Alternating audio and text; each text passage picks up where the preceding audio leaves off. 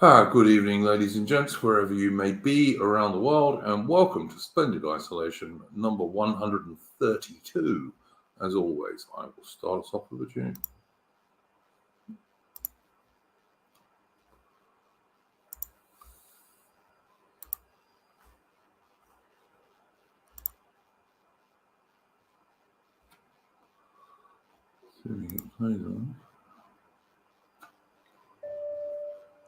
Take up the white man's burden, send forth the best ye breed. Go bind your sons to exile, to serve your captives' need, to wait in heavy harness on flooded folk and wild. Your new God's sullen peoples have devil and have child. Take up the white man's burden, in patience to abide, to veil the threats of terror and check the show of pride. By hopeless speech and simple, 100 times made plain, to seek another's profit and work another's gain.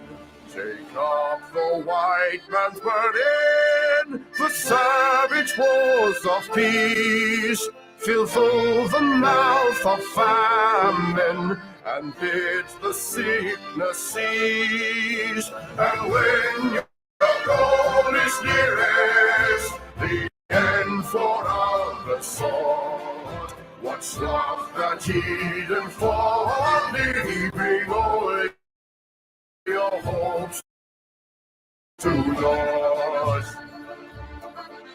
Take up the white man's burden, not tawdry rule of kings, but toil of serf and sweeper, the tale of common things. The ports ye shall not enter, the roads ye shall not tread. Go make them with your giving, and mark them with your dead. Take up the white man's burden, and reap his old reward. The blame of those ye better, the hate of those ye guard. The cry of those ye humor, are slowly towards the light. Why brought ye us from bondage, our loved Egyptian guys? Take up the white man's burden, ye dare not stoop to this, nor call too loud on freedom, to cloak your weariness. By all ye cry or whisper, by all ye leave or do, the silent, sullen people shall weigh your gods and you. Take up the white man's burden, have done with childish days, the lightly proffered laurel, the easy young God's praise. Come thou to search our manhood through all of thankless years, no age with dear but wisdom, the judgment joy of peace. Take off the white man's burden through all the fantasies.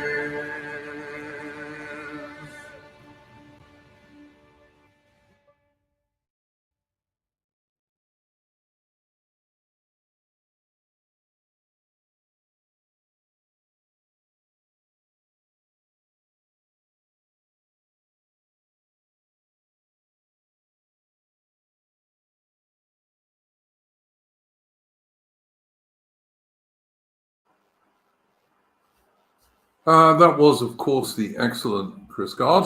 Do go and check out his channel if you like some good manly music. Okay. I don't have a lot set up this week, guys. My little dog passed away last Monday, and I have to say I have not kept up with much stuff this week because I've been feeling a bit sad and sorry for myself. But I will get over it. He was a good little dog, and he was 16, and I miss him. As you do when you have a good dog. How you going, Mitch? Same old, same old. As always. Did you have a first subject that you wanted to talk about? I don't really know much about by-elections happened this week. There's Farage, who is going to be offensive against that Coots Bank, I believe it's called, who apologised to him, but now he's just going to be offensive, not just for himself now, but for other people being cancelled by banks in the past few years. So might be seeing some changes regarding how banks operate. I don't know, but I'd say we were saying before the stream started. It's good that Nigel Farage is not just being selfish about this. He's actually pushing banks on behalf of the other people who've had their accounts cancelled. So that is very good from Nigel Farage, in my opinion. Yeah. Aside from that, I mean, the other big news is Oppenheimer is getting released, and also you also got that Barbie film, which the right wingers on Twitter are going schizo over. But apparently it's hugely anti-male. But like, what do I know about Barbie films? I wouldn't watch a Barbie film if you paid me. So but apparently it's very, very anti-male. But whatever. Yeah, so I just find it weird how at the moment you've got two films which are coming out at the same time, massively different in the times they set, and yet both have got the right going sort of. Well, but Oppenheimer isn't really making the right go schizo the way Barbie is. Yeah. Oh, look, Barbie is just like a really anti-male film. Well, what a surprise. It's Hollywood in 2023, and they don't like men, and they especially don't like straight white men. So, no surprise there at all. Sagana in the chat says, are we not discussing the Barbie movie tonight? Sagana, all I can say to you is I can't think of anyone who would be less qualified to talk about a Barbie movie than me. I don't know anything about Barbies other than the fact that they're some sort of doll that little girls play with. That's about the end of my knowledge of Barbie, to be honest. So, I suppose the closest I could come to it is I had an Action Man when I was about 8. So, Yeah. I suppose in some constellation we've got more knowledge about Oppenheimer and the Manhattan Project. Yep. That will do. I mean, look, I will watch that, unlike the Barbie film, which I wouldn't watch if you paid me. But I will watch the Oppenheimer film. I got mixed feelings about Oppenheimer and the whole Manhattan Project and all the rest of it. But, I guess most people have to some degree. Yeah, there are some things which I'm a bit fun about. So you got Cillian Murphy, who's cast as, of course, as a main character.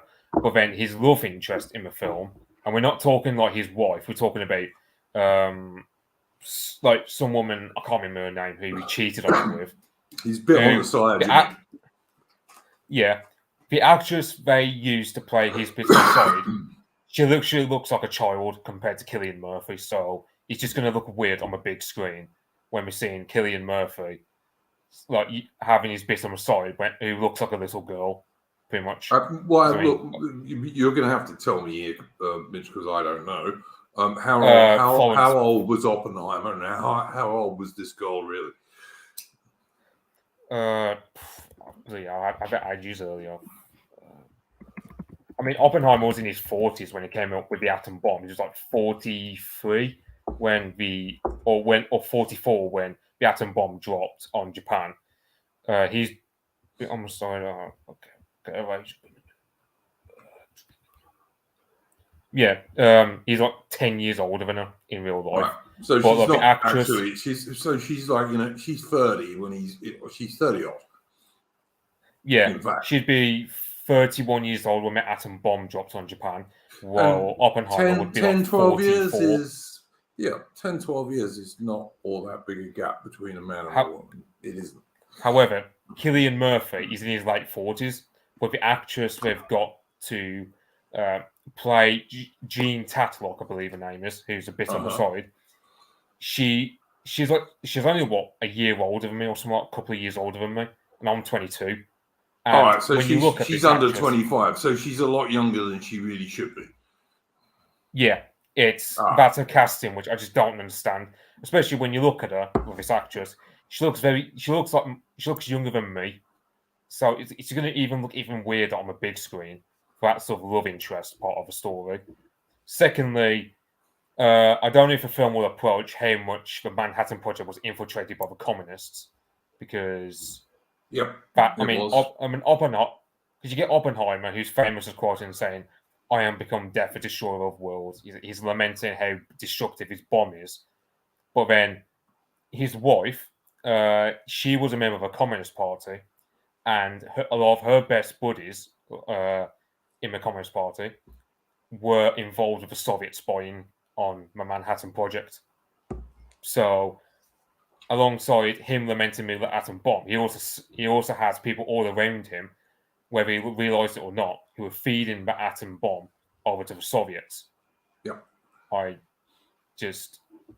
don't know if the film will actually approach that side of the Manhattan Project. Also, Mitch, as we were talking about before we started, the Brits actually shared all their knowledge on nuclear stuff with the Americans and the Manhattan Project, and they even sent quite a lot of scientists over to America to take part in it. And of course, the Americans did not share that information with the British back. And it was only in about, I think, 1951 or something, or 1952, somewhere around then, when the Brits were independently able to explode their own atom bomb with precious little help from the Americans, which I find quite interesting, actually. But yeah. 3rd of October 1952, Operation Hurricane in Western Australia. Yep. By the looks of it. And it's still an area you're not allowed to visit, by the way. I mean, to be fair, because I'm not surprised we tested it in that area, because you got to think Australia's sparsely populated. Yep. Its terrain is similar to is it Los Altos where they tested the first? Yeah, the American deserts where they did theirs. Yes, absolutely. And of course, the Australians were also keen for the Brits to get the bomb, because at that stage, Australia was still deeply within the Commonwealth, and even to some degree the Empire, and wanted the Brits to have their own nuclear bomb. You know, it was the Australians were not doing it just to be nice to the Poms. They were doing it because they wanted the British to have one. Yeah, I would have thought they'd be more glad for the Americans, to be fair, because at that time, after the Second World War, Australia was entering the US sphere of influence. No, less than you think, mate. Less than you would think, actually. Because after the war, the Liberals got back in charge, and they were much more pro-British than the Labour Party had been during the war. Because the Labour Party under Curtin were in charge during the war years. But immediately after the war, they were kicked out, and the Liberals came back. I thought Curtin got re-elected after the war, but I must have misread that. It went back to the bloke who'd been the Liberal Prime Minister before him. I can't remember his name now, but someone in the chat will tell me. The Australians in the 1950s were pretty full-on Commonwealth and Empire supporters. Because you still had the White Australia policy and all that stuff going on in those days, of course.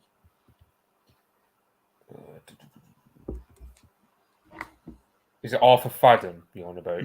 No. I would remember his name if someone told me, but I can't remember off the top of my head.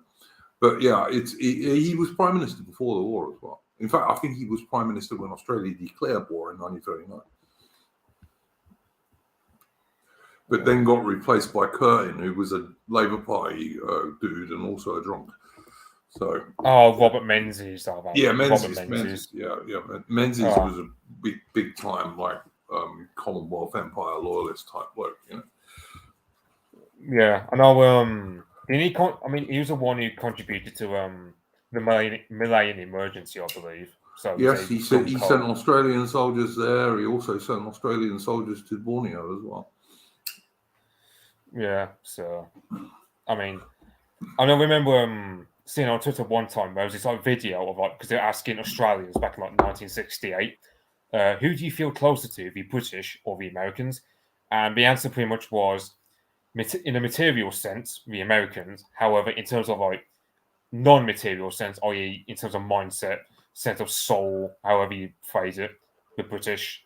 So yeah, it's like what? So what? Because I mean, to be fair, Australian society is very much influenced by the Americans in terms of like films and material side of life. It's more now than it was even 20 years ago, though. But even 20 years ago, Australia was less influenced by the Americans than it is today. But I mean, you could say the same about Britain, of course. But yeah. Yeah, I mean, I do think like I don't know how realistic it could have been if, say, let's say after the war, we tried to keep as much of the empire as we could. So, for example, let's say we tried to hold fast against the Americans, do our own thing, as well as keep countries like Canada, New Zealand, Australia, South Africa, Rhodesia. This is, Mitch, this is where I Sorry. think Britain went wrong. I think Britain went wrong in trying to keep the brown and black bits. What we should have done is just, we should just have said, look, let's make the Commonwealth a actual alliance. And when I say the Commonwealth, I mean the old Commonwealth, which is to say Britain, Canada, Australia, New Zealand, and back in the day, South Africa. Like South Africa only left the Commonwealth after the infamous Winds of Change speech by Macmillan, when he said, oh, no, there's a wind of change blowing through Africa and the blacks are going to run it all. And, of course, South Africa said, no, fuck that, and left the Commonwealth, which they wouldn't have done but for that speech and the attitudes behind it. So, yeah, I think Britain did exactly the wrong thing in terms of trying to hang on to all these petty little African countries and what have you, when what we should have done is we should have concentrated on turning the Commonwealth into a real alliance. But then I think we should have done that in the 1930s as well. So, Yeah. Can you imagine... I mean, to be fair, South Africa was always destined to become a republic anyway, because it was led by the Afrikaners who weren't too fond of us. No. Some Afrikaners were not too fond of us. That's not true of all of them. I mean, Jan Smuts, for example, was a big empire lawless guy. But okay, but he got voted in by the National Party, who were more sort of gung ho anti-British Empire. Because I mean, you have what was his name, Forster or something back in the 70s? Forster with a V, yeah. Oh, I thought he was an F, but anyway, no, wasn't he? He was part of that Ossewa Brandwag, if I'm pronouncing that right, which blew up. Blew up infrastructure. Yeah, so there's that about the National Party, but also, I mean, you look at what Howard Wilson did to Rhodesia. I mean, I can't see South Africa sticking in the Commonwealth anyway after what Howard Wilson, as well as Maggie Thatcher, did to Rhodesia. So. But you've also got to remember that South Africa eventually shut on Rhodesia themselves as well. Yeah, because they were shipping off to believe Kissinger. So they brought upon themselves in a way. Yep. Michael, 19th century, Michael IK, 19th century fan in the chat says, Eisenhower smacked the Brits around when they tried to keep the Suez Canal. He didn't actually. What he did was he threatened to do stuff to the pound, and the British leadership under Eden cowardly, instead of turning around and telling the Americans, okay, do your worst, mate. And they wouldn't have done that much because they needed Britain as an ally at that stage. Just capitulated. And if you're just going to capitulate, then you're nothing but a whipped poodle, aren't you? Which is what Britain's been ever since in many respects to the Americans. Yeah. I mean, the French were also side by side with us, which that's a rare occurrence. And then you had Israel, who was also side by side with us, strange to say. Yeah.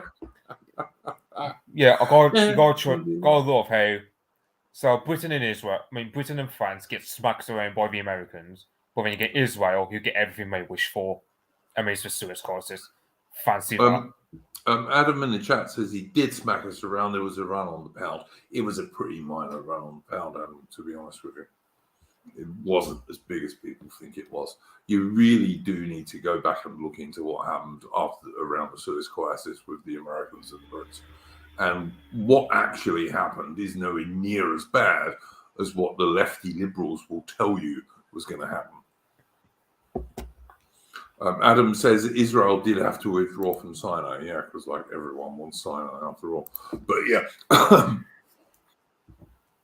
Adam says no, it isn't. It forced Eden from office. No, Eden resigned, mate. He gave up. Eden was always a weak twat. I never liked Eden. Eden was the man most responsible for making Mussolini and Italy an enemy of Britain in World War II because he was so obsessed with going against Mussolini, when Mussolini was not really in favor of the Germans. You know, the Italian fascists and the German National Socialists were not the same thing. Whatever lefties may tell you these days, it's not true. They weren't. And Mussolini was not a big fan of Hitler. He was pushed into Hitler's camp overwhelmingly by that same twat, Eden, who resigned in a cowardly manner over 1956, instead of just carrying on and telling the Americans, "Well, do your worst, mate." What were they going to do to their best ally?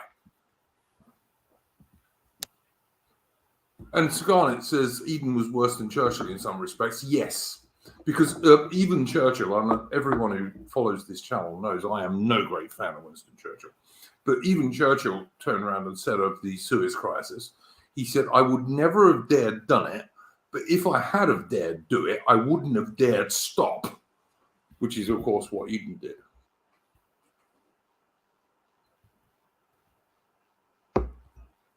Jules Roy in the chat, who I don't always agree with, makes a good point. But after Suez, other nations in the Commonwealth, including Canada, saw Britain as much weaker than they thought they were. And yeah, I agree with that, Jules Roy. And it ain't often I agree with you in my chat, but I do about that. Sorry, you carry on, Mitch, because you were making some good points. I can't think of it. I mean, I know another mistake Eden made was he thought that the Egyptians wouldn't be able to have the expertise to actually engineer it or whatever, like to actually steer ships through it.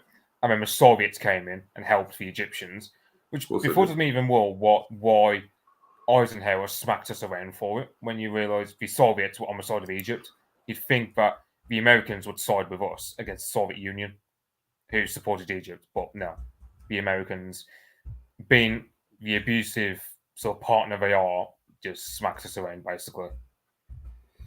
So, I just got a message from AI, and AI can't join us this evening because his dad's in hospital with possible stroke.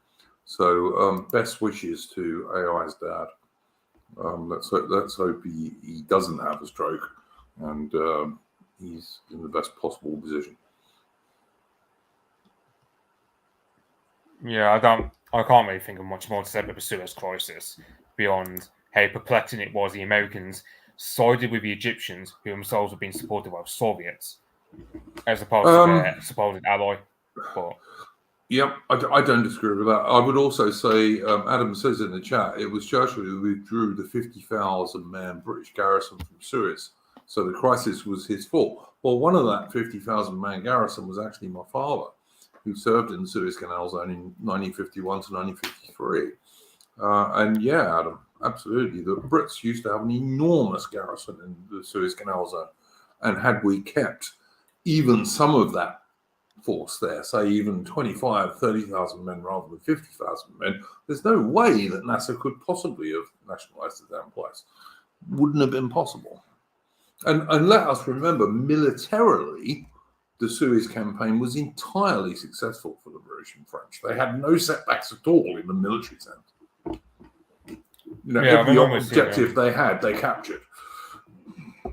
Yeah, I remember like apparently there was some gruesome scenes like urban combat, but aside from that, it just rather went swimmingly. And I remember seeing like photos of like loads of Egyptian armor just wrecked, like irretrievable losses altogether. Yeah. I mean, there were lots of Royal Navy carrier aircraft. The parachute regiment was parachuted in. The Royal Marines were landed. I mean, the Egyptians were not going to beat these guys. There was no chance of that whatsoever, really. Yeah, I can't think of anything more to say there about the Suez Crisis. I can't think of anything else. I'm just going to agree with Adam's point here again. We should have annexed it. Hang on, to see that you've got to do that. Sorry. Why is that not working? I have no idea why that's not working. Hopefully it will.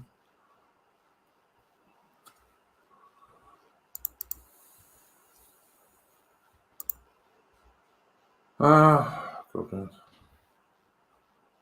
I really am a boomer in tech sometimes, guys.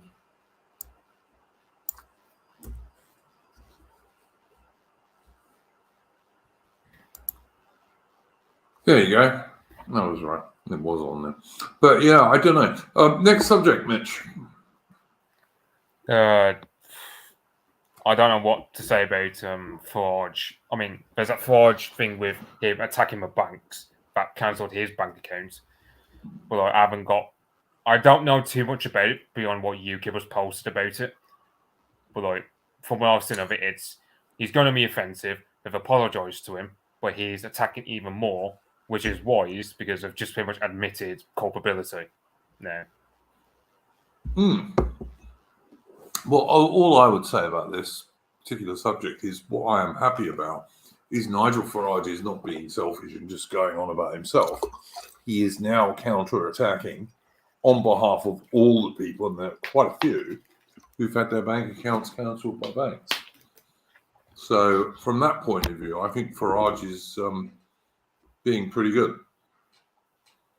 Yeah. From what I've seen, I mean, as I said, they've apologised. Apparently, there's a Sikh fella who got debanked by NatWest for I don't know, similar reasons to Farage. So apparently, Farage is kicking up a fuss about that, from what I've heard. Or I've heard like people from GB News are kicking up a fuss about it. So there's that. But yeah, can I just make one point that I almost forgot to make? The reason that Britain went to take the Suez Canal zone back was that Britain owned it. Like we owned the bloody thing. It didn't belong to Egypt. It belonged to Britain. It was in Egypt, but it wasn't owned by Egypt. So yeah, sorry, I beg your pardon, but that was the last point I had to make. There was a legitimate reason for the Brits to go and take the damn place.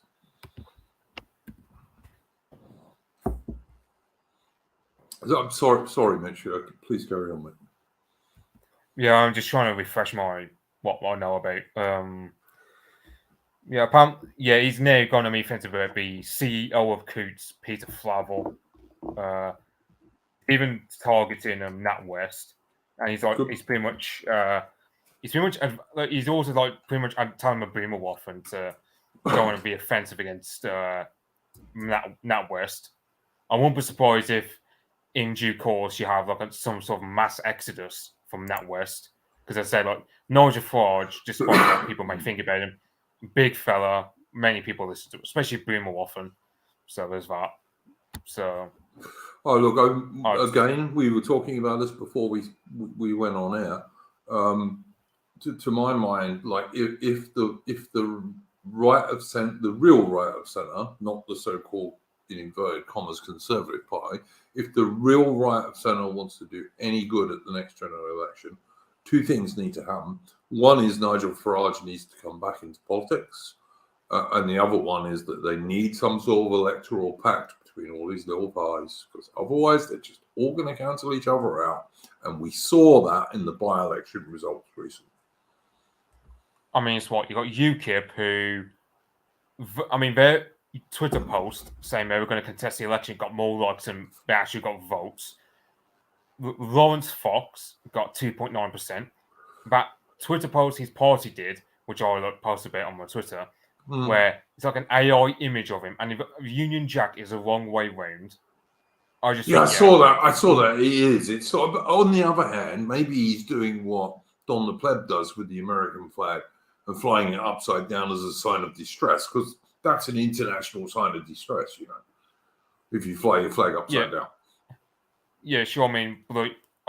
That photo already did me. Cause for one, it's AI, which, no offense, if you're going to use AI, I'm just going to assume you're gay as a politician. Because why use AI? I didn't think it was a terrible image, apart from the fact the Union Jack was obviously upside down. But yeah. Well, secondly, if you're going to use a Union Jack, I don't get why you didn't just put him a centre or something as opposed to the corner. Like, you can barely, because for those who don't really know much about the Union Jack, because most people my age know bugger all about the heritage, well, the they Union will not flag, be able to tell. The Union flag, as we should more properly call it, to be honest, because it's the Union Jack when it's on a Royal Navy warship. Everyone calls it Union Jack. I'm not going to use it. But it is actually the Union flag, is the correct name. Yeah, but it's like, not talking about you personally, but for people who say that fact are often the midwits who watch Doctor Who and think, because you have Rolls, I think it is, who says, you only call it the Union Jack when it's flown at sea, so you get those actually crowd types. Yeah, I'm not one of them. Like, yeah. I hope you know I'm not one of them, Mitch. But I do. Yeah, that's why I do call it the Union flag because that's what it is. Yeah, to be fair, everyone calls it the Union Jack. To be fair, so I'm just spurging a bit here, but I think you get the point. But there's no excuse for getting it the wrong way around, except for the fact I guarantee you that about 75% of British people wouldn't know if it was the wrong way around. But yeah. It depends on the generation. I don't know with Gen Xers, but most people my age, they know bugger all. You ask a guy my age about Alpha the Great, they could not tell you a damn thing about Alpha the Great at all.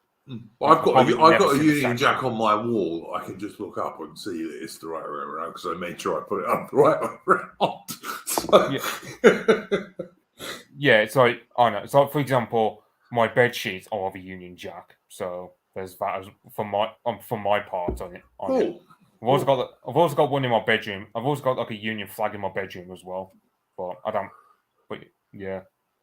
I used to know this dude in South Africa, Mitch, when I lived in South Africa, which I did for like 15 years.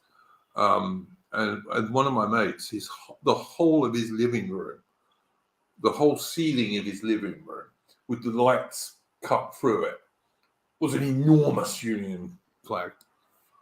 The whole of his ceiling, because he was an English, British-speaking South African. So yeah, I knew a guy local to where I was from. He was in UKIP. He had his homestead gym where he had 3 portraits. One portrait was of the Queen. One portrait was of Jesus. The third one was of Enoch Powell. I wish I took a picture of it, but yeah, that's a sight I'll never get my head. It's just, guy's got 3 portraits, and also he's got like a Union flag next to those 3 portraits of, as I say, like the Queen, Jesus, and Enoch Powell. Yeah. Well, I got 3 flags on my wall. One is a Union flag. The other one is the Australian flag, and the other one is the old white government South African flag. They're the only 3 flags I own. So there you go. Yeah. And I know of a guy online who's like, he's got so many flags. He's got, like, for example, that West Saxon Wyvern flag. I like that. Flag of England. That's a nice flag, yeah. Yeah, then you got the St. George's flag. Then he's got, I think he's got an Irish flag, but we're not talking about tricolour. We're talking about one with a harp.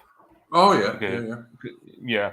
Then he's got a flag of, what is it? He's got a flag like with the BUF for lightning bolt, I think, but he got rid of that for some reason.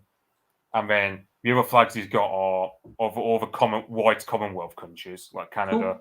But we're talking like the old flags he used to have, like the old one of Canada, not before. Yep. Not the one we have surprising, now. you know, most of the right-wing Canadian guys I know today still prefer the old Canadian red ensign flag to the maple leaf thing.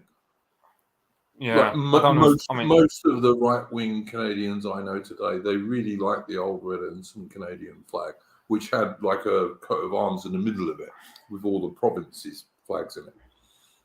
Yeah, I mean, another thing is train state. I mean, I know like train companies back in the day, but you also you just have coat of arms as their sort of logos. So that's one thing. Another thing we need to bring back. I imagine Adam will agree with that as well. But like that maple leaf flag. I mean, no offense, like a flag should generally have some sense of intimidation factor to it or some honor. But a maple leaf does not really come across as inspiring. No, I agree. It just doesn't. I agree.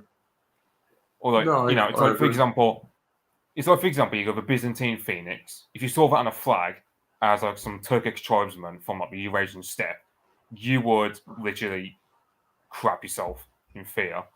In much the same way that an African tribe who cannibalized each other would crap themselves if they were to see the Union flag. No tribe in Africa is going to crap themselves at the sight of a maple leaf. So no, I don't think so. It was Trudeau's father who did it. Presumably before Trudeau's mother went with Castro, you know, all that kind of stuff. But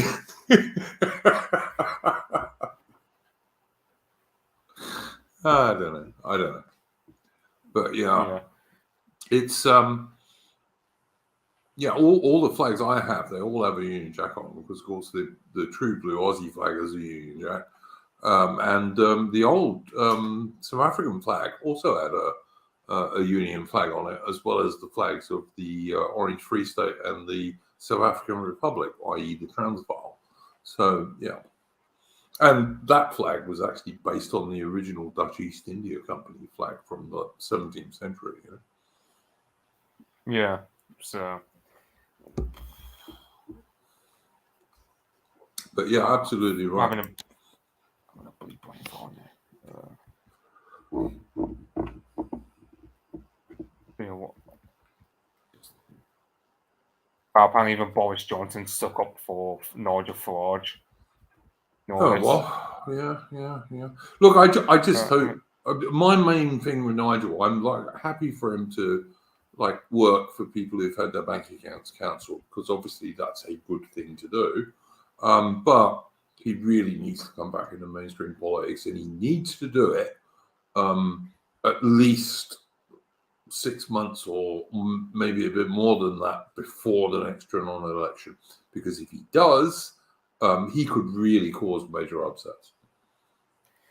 I don't see how he doesn't just look at this bank thing and go, I need to return to politics. Because I'm thinking, I don't see how he just doesn't come back to politics at this point. He's literally just had his bank account taken away. He's had to go on the offensive big time to get back. I don't see how he just doesn't come back at this point, because I think he's still suffering consequences even when he's not actually involved in politics. He might as well just get back into it. Yep. And he could actually cause an upset, because people, I don't like Richard Tice. I really don't. He doesn't ring my bell at all. But if Steve Laws said, but if Farage came back, I'd say, all right, fair enough. Because although Farage will only go so far and not further, you unless you're stupid, you know he knows a lot more than he will actually come out in public and say, because he's not an idiot, you know? Yeah, I think he's a lot more strategic in that way. Like, there are some things he knows. I mean, for example, he once got in trouble because he said there was a Jewish lobby in America. He got bollocks for that, but he's never brought it up since. I think he's more strategic in that. He won't bring up issues which will cause him a lot of trouble for little gain. So there's that. Yeah. But I do reckon, though, if he were to contest an election, on that set as a leader of reform, I do reckon, like, at the very least, like, the Tories would get wrecked big time. Like, he would just take so many votes off the Tories. My own opinion is, if Farage came back and was leader of, say, reform, I reckon he'd get quite a lot of Conservative defectors. And when I say quite a lot, I mean maybe even half a dozen. Wait, If MPs Farage was right, MPs who would say, I'm not going to run as a Conservative, I'm going to run for reform.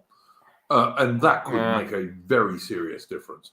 But on the other hand, as we were saying earlier, the other thing that needs to happen in conjunction with that is that these smaller right-of-centre populist parties have to have at least some sort of loose electoral pact that they will not run against each other and just steal each other's votes, because that's all they do.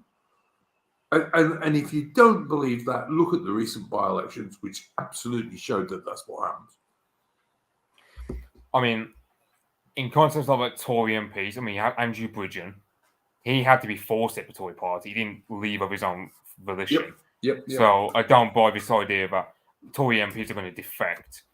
They might if they think they're going to lose their seats, mate. No, I don't think so. No, see, there I'm going to disagree with you. If a Conservative MP in some constituency thinks if I run as a Conservative, I'm going to lose my seat and my cushy job as an MP, whereas if I joined Nigel Farage and the Reform Party, I probably will keep my seat. Yeah, there are. I reckon there's at least half a dozen Conservative MPs who will do that at least. That's where, I mean, a lot of these Tory MPs, I mean, you take Jacob Rees-Mogg, for example. He's a quintessential Tory he thinks of it of a party, and he, like, even when the party dissents against his principles, like, for example, he's anti-abortion, but he won't do anything about it. He's a lot more conservative socially, and yet he's just kind of disarmed himself by clinging onto these libertarian principles, as it were. I feel like that's what a lot of these like right-wing Tory MPs are like.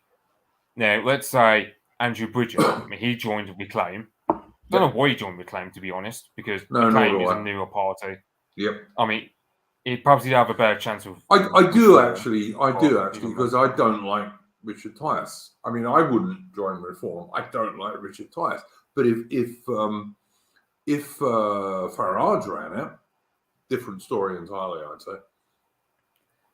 Not because the basic philosophy of the party would change, but because Farage running it would give a reasonable chance of actually breaking the mold a bit in British politics, which if we are going to vote our way out of this, and I don't think we can, but if there is any slight chance that we can, that's the only way it will happen.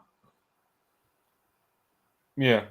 Puffwagon in the chat says, Farage, I would not trust him. On the other hand, Puffwagon, I look at your avatar, so, you can see that. And who would you trust? Would you trust Sir Keir Starmer, who was the Director of Public Prosecutions in the Crown Prosecution Service during the height of the so-called grooming gang scandal? Would you trust him? And I presume you certainly wouldn't trust Indian banker Rishi Sunak. And that means you also wouldn't trust the Lib Dems or the Watermelon Greens. So who the hell would you trust? Because I don't totally trust Farage at all. But is there a better option? I don't think there is.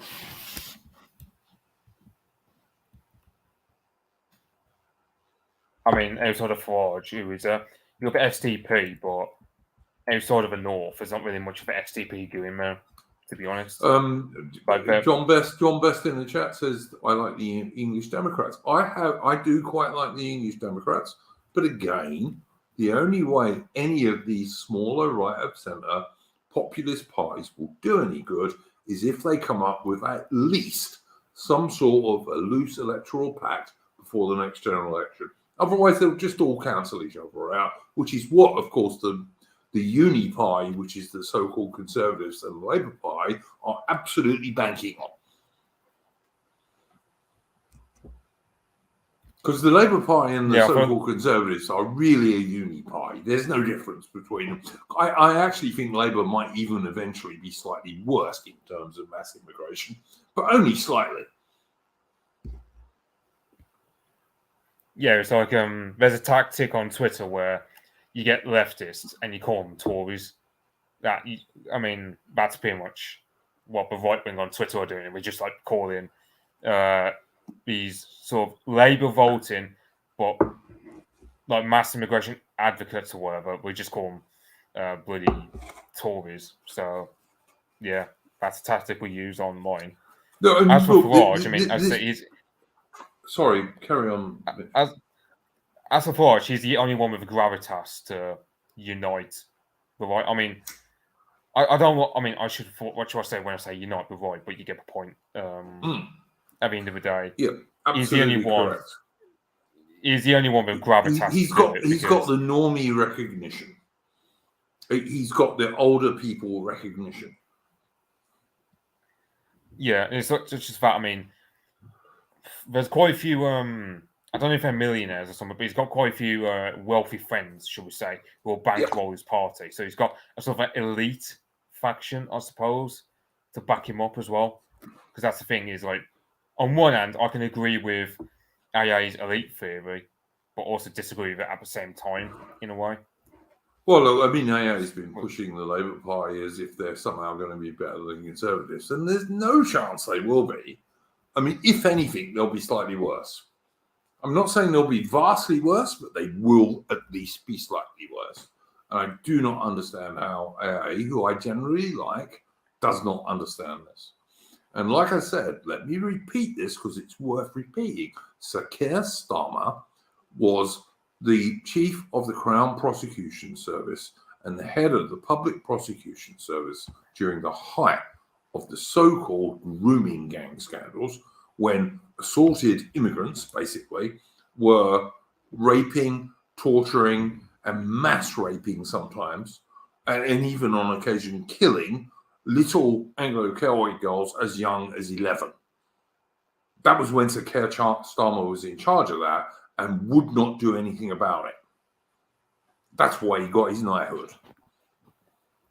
Yeah, I mean, so if you trust the Labour Party, you're insane, in my opinion.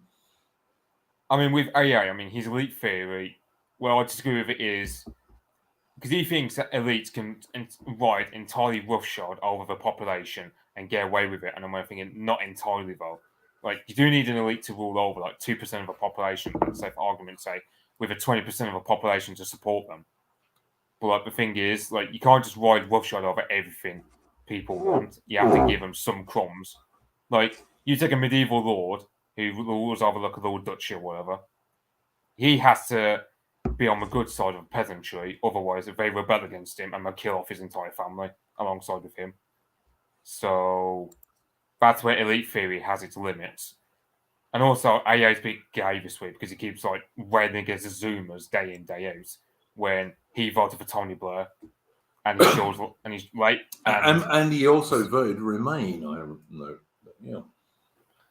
Yeah, I just find it pretty weird how he rails against the Zoomers about being the gayest generation ever, which I'm not saying I wouldn't argue against that principle. It's just I mean that he's not one to talk given his voting preferences in the past. Yeah, no, I don't disagree with that. Yeah. Like I said, I don't totally trust Farage, but he's the best of a bad bunch by a long way, in my humble opinion. And as I said, the other thing that needs to happen is all of these little right of centre populist parties, and there's at least like 7 or 8 of them, which is ridiculous. They need to come up with some sort of an electoral pact. They don't run against each other because they're all just going after the same votes. And this should be obvious to the stupidest idiot. You know, a lefty feminist woman could even see this, let alone supposedly sensible men. Yeah. I mean, we look at the recent by-election results, where there were often like 17 candidates per seat. It's just ridiculous, and at least 5 of those people were all going after the same votes.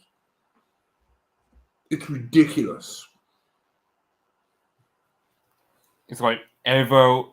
In those by-elections, I mean, the only party I would have bothered voting for is the SDP when it boils down to it. Because, I mean, but even remember, the problem with them is they've got some sense of a loyal supporter base up in the north, but outside the north, they've got nothing. Well, the West Midlands, I don't think there's much SDP presence here at all. It's only really in the north, like Yorkshire way, for example. SDP Yeah, whole thing. all you've We got to claim, do, Mitch, these parties have just got to get together and say, look, in this constituency, we have this number of people who are working, we've got this number of supporters, and we should run that one. Whereas another party should run somewhere else and another party should go somewhere else. It's all they got to do. And it'll also save them money because it means they don't have to put up so many candidates. yeah, sure, but I mean, let's say you have Reclaim and Reform, they're able to work together. The SDP, I think they would be open to working together, but again, why would they work with neoliberals? Because, I mean, let's face it, you have Richard Tice, he's pretty much a Thatcherite. Well, When you get again, Reclaim, comes back to the main point we're making here, which is that really Farage needs to come back and replace Tice. Yeah, Tice is. I mean, I'm willing to believe at this point that Farage intentionally put Tice in charge of Reform just to provide some sort of placeholder in case he wanted to come back at some point. Because, I mean, that guy has no charisma. He's got no leadership skills whatsoever. He's a book holder. He's not a leader at all. He's a guy who used to keep totally books agree. in order. Yeah, totally agree with you. Totally agree. So, I mean, perhaps it's my cynical mind, but I can't really see Farage intentionally putting up Richard Tice as a leader and not. Well, I don't know. I mean, look, he put up, what was it, that Bolton guy in charge of UKIP, which was the biggest bloody ridiculous nonsense in history. But yeah, all right. I mean, because yeah, wasn't it between him and Anne-Marie Waters? Yes. She formed for Britain. And then, to be fair, if she was in charge of UKIP, she would have thrown him a towel mid-COVID. So UKIP was done for anyway, when you think about it. I don't know if she would have. I don't know if she would have done. She threw in the towel for Britain, but I don't know why she did that either. But then on the other hand, because she was blackpilled. Is an Irish lesbian the best leader for a British National Party? I'm not sure. Probably not, to be honest. But, you know. I mean, the thing about Anne-Marie Waters was she got blackpilled after the COVID stuff because pretty much everyone obeyed it. That's where she got blackpilled, and she just thought, screw it. The British people love this sort of... they love their own chains on their own necks. So how can we? It is difficult. It's difficult not to think that. I've got to tell you, it is. But you know, same with the Australian people, same with the Canadians, definitely the same with the New Zealanders. So you know, it is difficult not to come to that conclusion. I struggled with that. I've got to say, like I never even got a test, never had a jab, and I'm in Victoria, which was longest lockdowns in the world. And I never even got one COVID test. So, I mean, here in the UK, it was... I mean, I don't know about anyone else in Shab. I mean, I've had times where I had to test myself, but that's because when I was at college, the teachers would just really just, you know, they would just say, you can't come in unless you've tested. So there was that. Yeah, no, I get that. I get that. Yeah, look, but to be fair, I just worked out pretty quickly. It was a scamdemic, basically, because the only people who were dying who were people who would normally have died of flu that year, or the people they were giving drug cocktails to pretty much deliberately kill, who were all very elderly. For my part, I mean, it was a simple case of if I had a disease that was I'd see it in my symptoms. Even if, you know, let's say I had bad enough symptoms, then fair enough, I'd stay at home. But why should I shove a police swab up my nose to tell me if I've got a disease, which is basically a cold anyway? When I think about it, because I'm thinking, well, I mean, it's not just about the test. The testing kits we had to use were flawed. Can't remember what precisely were the flaws, but essentially, because you put down a cold, like a common cold, as COVID, because both diseases are the same. Mitch, no one has spoken about the fact that for something like 18 months, ordinary flu supposedly just disappeared. which is ridiculous, of course. Yeah, I mean, the only thing that reminds me that COVID even exists anymore these days is when you get some people in the media who go, "I've got long COVID," and I go, I wouldn't be surprised though if it's something like that's more of a psychological thing rather than anything physiological. Or might it be even something to do with the very experimental jabs that people took, which are killing a lot of people now. Like the rate of deaths for all of the Western countries, like including Britain, Australia, America, Canada, New Zealand, etc., are vastly higher, like 10 to 20% higher than they normally are. And there's no explanation from any of the governments because they all know damn well it's to do with this mRNA vaccine. Yeah, it's like I remember that halfway through this Ukrainian offensive, while everyone was talking about that, the American government silently released some files that pretty much admitted that COVID was pretty much a hoax, pretty much that it was complete. Well, they certainly Biden on Twitter recently released something saying, "Oh, we're not funding the Wuhan Research Institute anymore." Which, if you remember, 2 years ago, if you said that America was funding the Wuhan Research Institute, your YouTube channel or what have you, or even on Twitter back then, you would have just been instantly removed just for saying that. When now the Americans have admitted they were funding it. Yeah, it's like, no, they're just like whenever anything big happens in Ukraine these days, the American government will just silently release some files that pretty much admits all these conspiracy theories, in quotation marks, were proven right, which that drives me to believe all. But then again, I was just speaking to the crowd here. 100%, mate. Puffwagon in the chat says the British did fold over COVID like a wet towel. So did the Australians. So did the New Zealanders, so did the Canadians, and so did the Americans in all the blue states. They did. Sorry, they just did. So don't pick out the Brits just about that, because everyone did. Davey1602 in the chat. John Campbell, Dr. John Campbell on YouTube. Do go and follow him. Yeah, he's keeping tabs on this and putting out truth all the time. And the thing that makes John Campbell, Dr. John Campbell, particularly good, is that he's actually a nurse with a master's degree, and he was originally in favour of all this shit, and then gradually came to realise all the lies we were being told. So that makes his stuff even more powerful. Do go and check him out on YouTube. Yeah. So I was going to say something, but I can't remember now. Sorry, Matt. You carry on. No, I was thinking it was something else to do with COVID for a second. I can't remember what it was now. Wait, I can't think of what I was going to say now. On my tip. I just think the whole thing was a huge lie. The whole thing was a huge lie.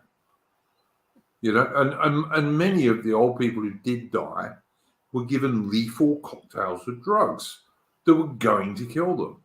And you have to ask yourself, was that done on purpose? Yeah, it's kind of like... I mean, on one hand, it's weird how no one talks about COVID these days. Even though it was like a big psyop. It was a pretty big thing. I mean, nowadays, no one talks about it, except except here and there, where I hear on Telegram that while something big goes on in Ukraine or in Asia or whatever, you just get the US government just secretly releasing these files, which pretty much admit what the conspiracy theorists were saying all along. So, yeah.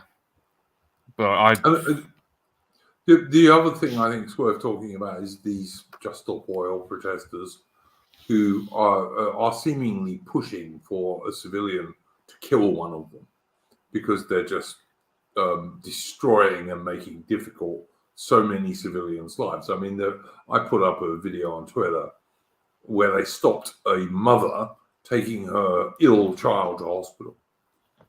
Yeah, my ill child was a baby, I believe, as well. Yeah, it was a very ill little baby, and Just Stop Oil said, "No, you can't pass this." Now, if I'd have been in that car, I have to tell you, I would have gone past them one way or the other. And you've got to ask, why does the government allow them to get away with this? Well, I mean, obviously, because it supports the absolute bullshit nonsense of net zero. And the other thing you've got to ask is, where are these people getting their funding from? Well, it's not just that. I mean, it suits the government's aims to, because I mean, let's face it, these people, they drive the people to start thinking, okay, protest is terrible, and so they support the government in terms of banning protest. I say banning protest in quotation marks because it's only going to be banning right-wing protests. So they're just going to draft in laws that screw us over even more. So if Steve Laws, for example, wants to organise a demo himself to protest against mass immigration, Yeah, he's going to be met if he with new stopped all laws. the buses and all the traffic by walking at 1 mile an hour, I reckon the cops would arrest them, beat them up, and take them to prison. Yeah, absolutely right. Yeah, I mean, yep, it's like just stop oil activists who they then drive public support for some sort of anti-protest legislation or whatever, and then those laws won't be applied towards just stop oil or anything like No. those. Oh No, look, it'd be Mitch, I'm guilty of this because, like, what I would do to just stop oil is I would say, right, if you're arrested at just stop oil protest, you immediately get 3 years in prison minimum. And I guarantee you that if that happened to 3 or 4 or 5 people, all those just stop oil protests would immediately stop. That's all it would take. The government could stop it immediately if they wanted to. But that's the thing. I mean, I don't know. I mean, to be fair, with Rishi Sunak, the thing is, he just seems like a placeholder. You don't really know what he actually truly believes. He doesn't believe anything except for what Indian bankers believe because he's not British. So, I mean, why does he care what happens in Britain? Rishi Sunak's not an Englishman. He's not British. He's not Anglo-Celtic. He's an Indian guy. He doesn't give two shits what happens in Britain. And that is the absolute truth. Yeah, it's like really time our foreign aid budget to India went up like 40%, I think it was. Oh, yeah. Let's speak about that, please. Now, India has a space program, right? They put satellites in orbit. India has nuclear weapons, and India builds aircraft carriers. Why is Britain giving any aid whatsoever to India? Because if India is concerned about poor Indians, well, they've got that space program, they've got all those nuclear weapons, and they're building aircraft carriers. They can spend some of that money on those poor Indians. Why is Britain giving India any money whatsoever? Like anything, even a debt, even a 5 pence. Don't get it. I mean, it's like you had that Ethiopian spy skills band that Iconoclast once reported about how they were receiving money from the foreign aid budget at a time when Priti Patel was in charge of it. So, but the Ethiopian spy skills, we were funding them. Yeah. No, I remember that, but that was like quite a few years ago now, wasn't it? I remember that like 3 years ago. I mean, Iconoclast was still around at that point, so it's like gotta be at least like 2 years ago. Yeah, but I mean, honestly, India has a space program. They've got nuclear weapons. They build aircraft carriers. That thing that only like half a dozen nations in the world can actually build. Why does Britain give them any money at all? For what purpose? I mean, India's superpower 2020 got moved to India's superpower 2030. By the looks of it. I mean, and they still won't have any. They still won't have any toilets, but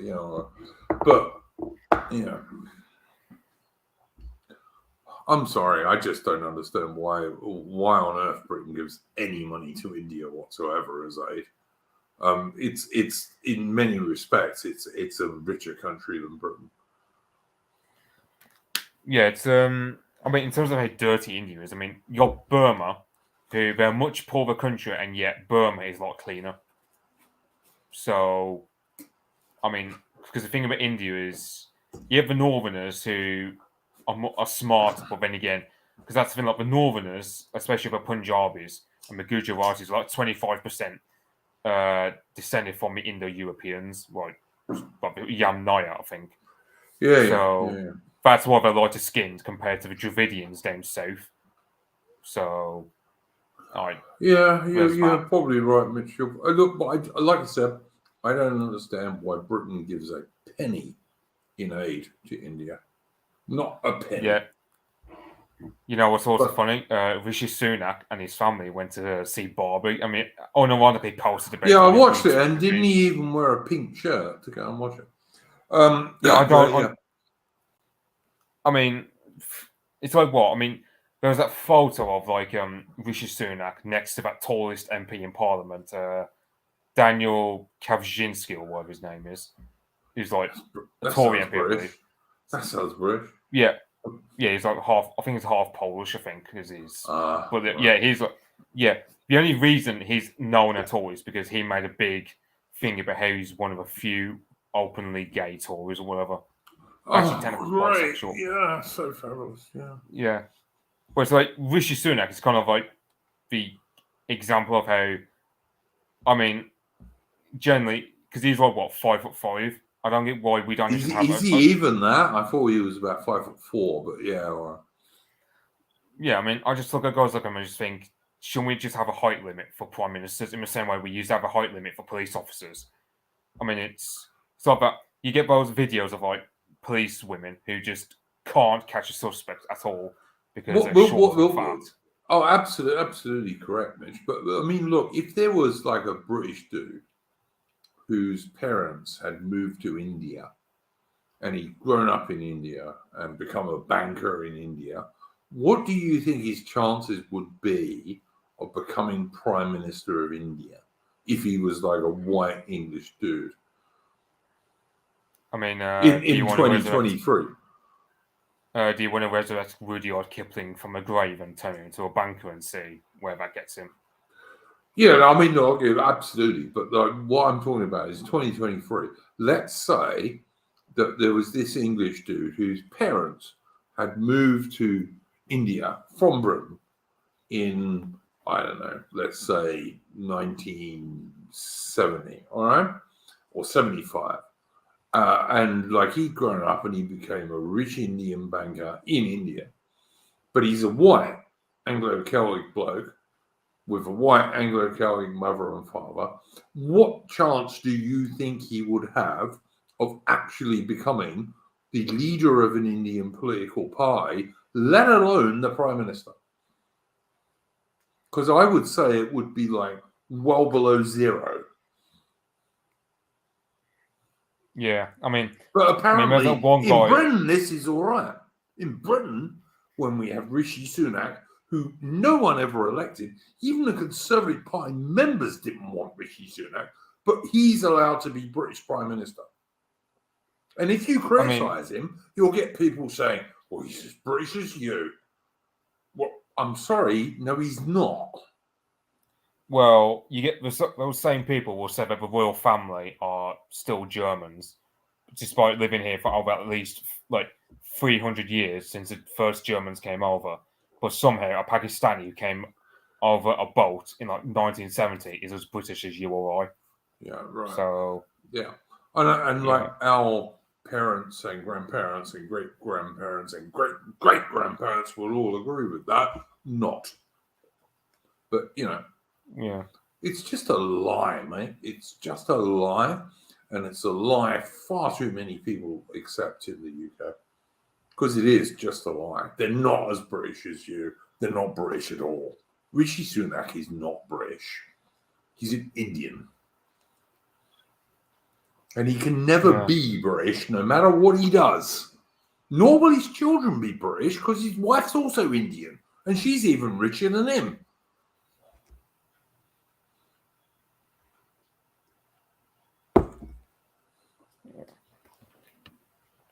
It's bloody crazy.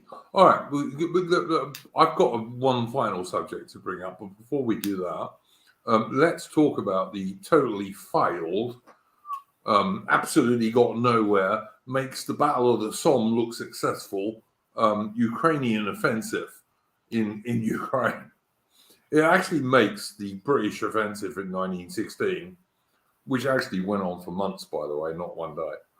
It makes that offensive look really successful in terms of gaining territory compared to what Ukraine has managed to gain in this so-called offensive, which has been an utter disaster for Ukraine and the Western nations. I mean, that's over. I mean, there was an article that said that Ukraine has lost like 30% of all the Western equipment earmarked for this offensive. And all the brigades that were used in the offensive, armed with NATO gear, made up around 63,000 men. So if you were to, let's say, take 30% of that, you're talking 19,000 men, like, dead as well. So it's like, and then you get, my mind's getting blank a bit, but there's that. I read, Mitch, that look, the estimates of Ukrainian casualties go up to about 30,000 blokes in the last 8 weeks. When I say casualties, I'm not talking about killed in action. I'm talking about killed, wounded, missing. Up to 30,000 men in like 8 weeks. Yeah, I mean, then there's my mind's getting blank at the moment. But yeah, you get this big push for the F-16s to be given over, but then that's going to be a complete misnomer. You got the Telegraph, who are admitting defeat for Ukraine, which the Telegraph is very gung-ho about hating Russia. Yep. There's also that. Another thing that came out was it said that only 396 children have been killed so far in the war, which, considering how high intensity this war is, that's mercifully small. Yeah, I mean, hang on, Mitch. Let's get this right, though. It was 362 Ukrainian children, wasn't it? I thought it was 396. The number said I'll look back on you a minute. No, so all right. But what I'm saying is, it was Ukrainian kids that were killed. It doesn't count the Russian kids. Yeah, that's what I said. I didn't say Russian children. I said children in the war. Like, I mean, okay. Hang on. Maybe I'm getting this wrong, Mitch. What I thought that meant was the children on the Ukrainian side who'd been killed, or are they saying that's the number killed on both sides in Ukraine? I mean, given that I'm pretty sure it's the UN who came up with it, or some international body who are more pro-Ukraine. So I'm assuming they're just going to, because I mean, let's face it, the UN, I don't trust them. Like, I bet they just discount. No, they're totally pro-NATO. They're totally pro-NATO. Absolutely, I totally agree. Yeah, it's like, I mean, so I won't be surprised if they don't count Russian children at all, because there's got to be like something like 200 children at least who've been killed by the Ukrainians in the Donbass. Yeah, look, Ukraine's been targeting Russian civilians since 2014. But my thoughts when I saw you pointing this thing out about the number of children killed was, well, obviously Russia is trying not to target civilians, or that number would be vastly higher. Yeah, and it's like, meanwhile, I mean, I suppose the big news about Ukraine was a grain deal got cancelled, which I got egg on my face, considering what I said last week about it. I thought the Russians were going to cook to it again, but seems Putin has kind of scrapped the grain deal. His missile strike report so many times that it's not going to be operational for the time being. Yeah, Odessa seems to be totally fucked as a port now. Yeah, and then you got what else? Then you get the Russians having revoked the safety guarantees. Turks have said they're not going to escort any ships anymore. So that's maritime insurance for any ships sailing in that sea to Odessa. They're not going to have any insurance. So no ships will sail anyway, even if there was a will to on part of like Ukraine or NATO, because as I said, no one's going to sail if there's no insurance to be had. So, yeah. 4 days of strikes on that particular port of Garand's and caliber missiles. Yeah, that port won't be operational for quite a bit of time. But even if it was fully operational, no one's going to sail it. No one's going to take the grain. Yeah, no merchant ship's going to sail just because they won't get insurance. So none of their companies will let them sail. It's as simple as that. Yeah, I mean, what was the other point?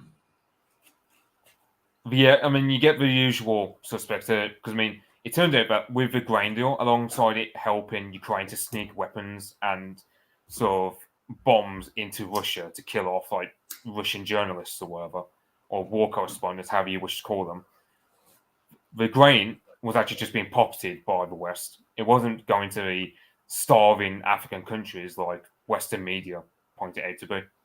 So yeah, and it's like it's not just that. I mean, the Russians have actually offered like free grain to these third world countries to replace the Ukrainian grain that they used to have before the war. So, and Russia has left 1/3 of the port in Odessa, the bit to the north. They haven't yet attacked. They've said they will, but they haven't yet. So that bit is still open. If the Ukrainians want to make a deal, but I don't think the Ukrainians or their Biden-led American masters want to. So, Yeah, it's like, I mean, I can't see this grain deal. I mean, because I thought the Russians were going to cook, so I kind of got egg on my face about it all. Yeah, no, they haven't. They haven't. They've launched very strong attacks against the Ukrainians. Yeah. But I mean, look, I still think the way Russia wins this war is to push up to the Dnieper River and take Odessa and make Ukraine landlocked. To me, that is what Russia needs to do. Yeah, but I mean, I don't know what to make of like the newest news in Russia, where it looks like they're cleaning the house with, because you got a lot. I mean, you got Strelkov, who's my profile pic, who got arrested. Yeah, he's only been given like 2 months, which they all got pretty little sentences, didn't they? Like the thing is, like people point at Russia to be this totalitarian country akin to Stalin. Meanwhile, it's just free speech in Britain and Australia is hugely less than it is in Russia. Let's be honest, blokes, because it is. Yeah, it's like, I mean, you got Strelkov, who's been arrested now. I've really got mixed thoughts about him being arrested because he's been gobbing off about the Kremlin. He's been gobbling off in a way which, let's face it, I wouldn't stick up for the guy, to be honest. Because, I mean, imagine this guy gobbing off the way he did about the British and the Falklands War. Let's say this guy was British. He gobbed off about the British and the Falklands War in the same way that he's gobbed off of it. Like, such a guy you would have arrested. And we would treat him a lot harsher than Russians have done. Well, I don't know if we would have done, but we should have done. But I would say this other thing, Mitch. I would say that some of these Russian generals who are supposedly disappearing from the front in Ukraine are some of their best generals. And I do think there's something into those people who are thinking this is the Russians doing a dodge move, like a propaganda move. And some of these blokes are being sent to this new Russian army that people are thinking about. I do think there is a chance that is actually true, to be honest. I'm not saying this about the political blokes, because that's a different story. But some of the generals, and they seem to be some of the best Russian generals, maybe they are being moved to somewhere where Russia can launch a counterattack. Yeah, I mean, for example, you got this guy called Popov, who I did talk about him last week, but I don't know. I mean, I didn't really know much about him, but like he got the sack allegedly. I mean, there's some theories going about that because apparently he's been reassigned to Syria. Yeah. And he's this is the sort of people I'm talking about, Mitch. And there's also like a really high up and highly respected Russian airborne general who ran a Russian airborne general and a Russian airborne division. I wonder if there isn't something going on here, like where it's not what people think it is. But yeah, I mean, I guess I hope it is, to be honest, because from our point of view as right wingers on the right, Russia needs to win this war. They need to win this war. Yeah, I mean, I don't know if it's a Russian establishment being incompetent, because perhaps it's that. But I mean, so many good generals who are getting a lot of flack off the Kremlin at high sort of attention, right? Should we say, among like Russian Telegram or whatever. At some point, I got to start thinking perhaps there's some ulterior motive to all this, because I mean, first of all, they let their dirty laundry be open out in public. I mean, on one hand, you have Prigozhin, who all he got was exiled. I mean, Strelkov gets arrested, but even meant Strelkov gets 2 months in prison, which is pretty lenient considering how much he gobbed off. Then you get these competent generals who supposedly all just gave him a blue sack, which I'm thinking, okay, there's either two explanations for it. Either the Kremlin is just completely paranoid about any general who slags them off and sacks them all, and it's Russia being incompetent, which I don't know if that's true or not, because I'm not a mind reader. Or perhaps there's some ulterior motive where, as you said, perhaps there's this other army that's forming to attack Ukraine from an unexpected direction. Well, I have seen people on Twitter who are commenting that because Wagner have been building up their bases in Belarus, they're not being redeployed to Africa like I thought they would, and they're not far from the Ukrainian border. But also, I've heard Russian troop movements along the Ukrainian border, away from the line of contact in Zaporozhye, for example. I wouldn't be surprised if there is some sort of other army being formed to counterattack, because the Russians have actually been counterattacking in areas like Crimea and Svatove, which are very forested areas. Then you get, because apparently the Ukrainians, they're doing this sort of sunk cost fallacy where they want to retake a Bakhmut. They've been attacking this place called Klishivka, which is on the flank. But Mitch, it's obvious that Ukraine can't retake Bakhmut. They don't have enough troops. No, it's not going to happen. It's just not going to happen. No, my point is, it's sunk cost fallacy. What's going on here? Because it's they just can't take it out. I mean, it's Wikipedia still puts that battle of Bakhmut as ongoing. They still refused the battle has been lost since May. So it's even a lot of these Yugotards, they still refuse to accept Bakhmut is lost. Secondly, it's just crazy. It's crazy. Yeah, it's this. There's this village south of Bakhmut, which called Klishivka. It's a town on on a high position. You have to take this village if you're planning on retaking Bakhmut. The Ukrainians, in all their wisdom, are literally just been throwing bodies at the problem, platoons of men, one after one, just throwing them at this village to take it off the Russians. And there's a lot of gruesome footage of just Ukrainians just bleeding to death on these fields outside this high set village south of Bakhmut. So I just don't. I mean, because I think it was it's either Weeb Union or Remy Lin. I can't remember who said this, but Ukrainians had two choices: either lose more Western-dominated equipment or lose more men. And we've decided, in a very ruthless way, we'd rather lose a lot more men in these sort of human wave attacks, quote unquote, rather than lose any more Western-dominated equipment. Hence, but even Mitch, even these attacks, right? Speaking as a former infantry soldier, the Ukrainian attacks are mostly company or platoon attacks. So 100 odd or 30 blokes. You're never going to get anywhere with such little pinprick attacks against the enormously strong and multi-layered Russian defenses. It's just never going to happen. It's ridiculous. The I mean- idea that they have any chance at all is really crazy. Well, the thing is, they had made some progress, literally just by throwing bodies at a problem, but then they got chucked back again because they suffered so heavy casualties in that particular Yeah, area. all right, So- Mitch. They made some progress, but they made the sort of progress that the British made on the Somme in 1916. No, That's the sort of progress they're making. No, my point was they made some progress, but then they got chucked back because they suffered so heavy casualties in Yeah. that particular area. Yeah, Because they literally, yeah, it's like the Battle of Borodino, where you had Napoleon, he just threw bodies at a problem rather than any sort of tactical finesse to it.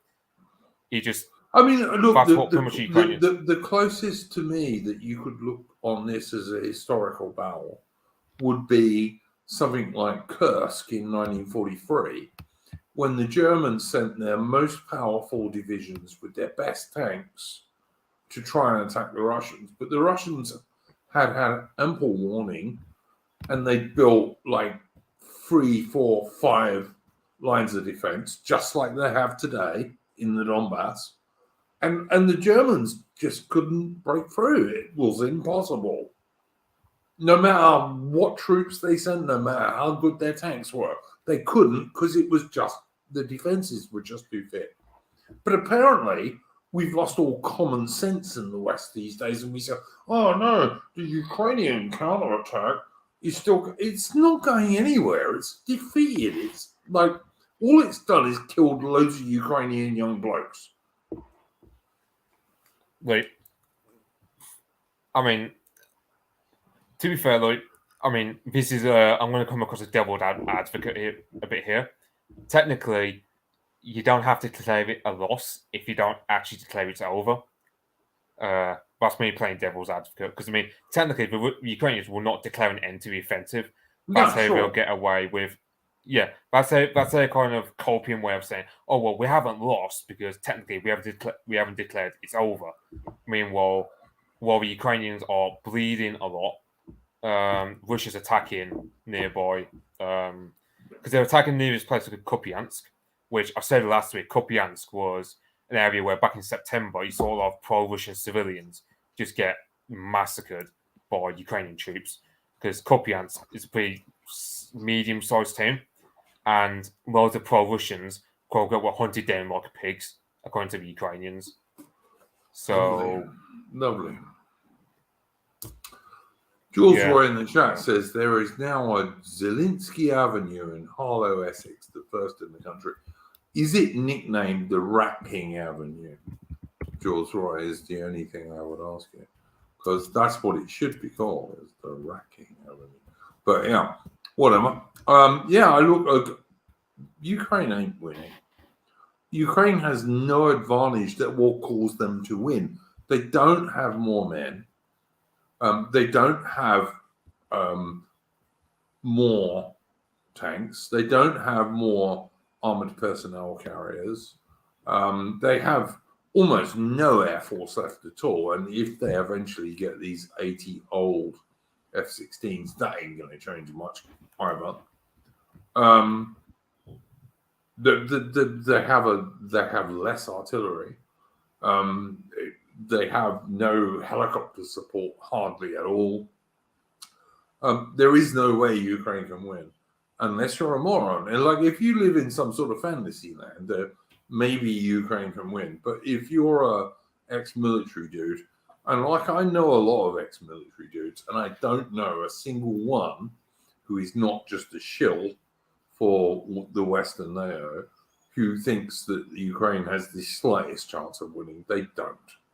They have no chance of winning. All they're going to do is just get more and more of the young blokes killed for no purpose whatsoever. It's like, for my part, I mean, I've said about in the past how much I hate the Russian MOD in terms of the leadership. However, the thing about Russia is their military industry is actually doing quite well. Like, they're producing drones around the clock. They've got, I don't know about artillery ammunition, but I mean they're doing quite well for artillery ammunition.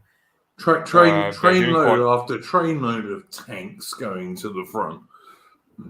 Yeah, I mean, in terms of like the production side of war, the Russians are doing far better than Ukraine. I would Yep. argue, because I mean, 100%. it's like, for example, you got Rheinmetall, the German firm. They're not producing enough tanks to replace Ukrainian losses at all. So I don't know what's gonna. I mean, I can't. I mean, it's like, for example, the latest $1.3 billion American aid package to Ukraine looks like to just be a load of mine clearing equipment plus a load of shells, from what I've seen of it. Yeah, and some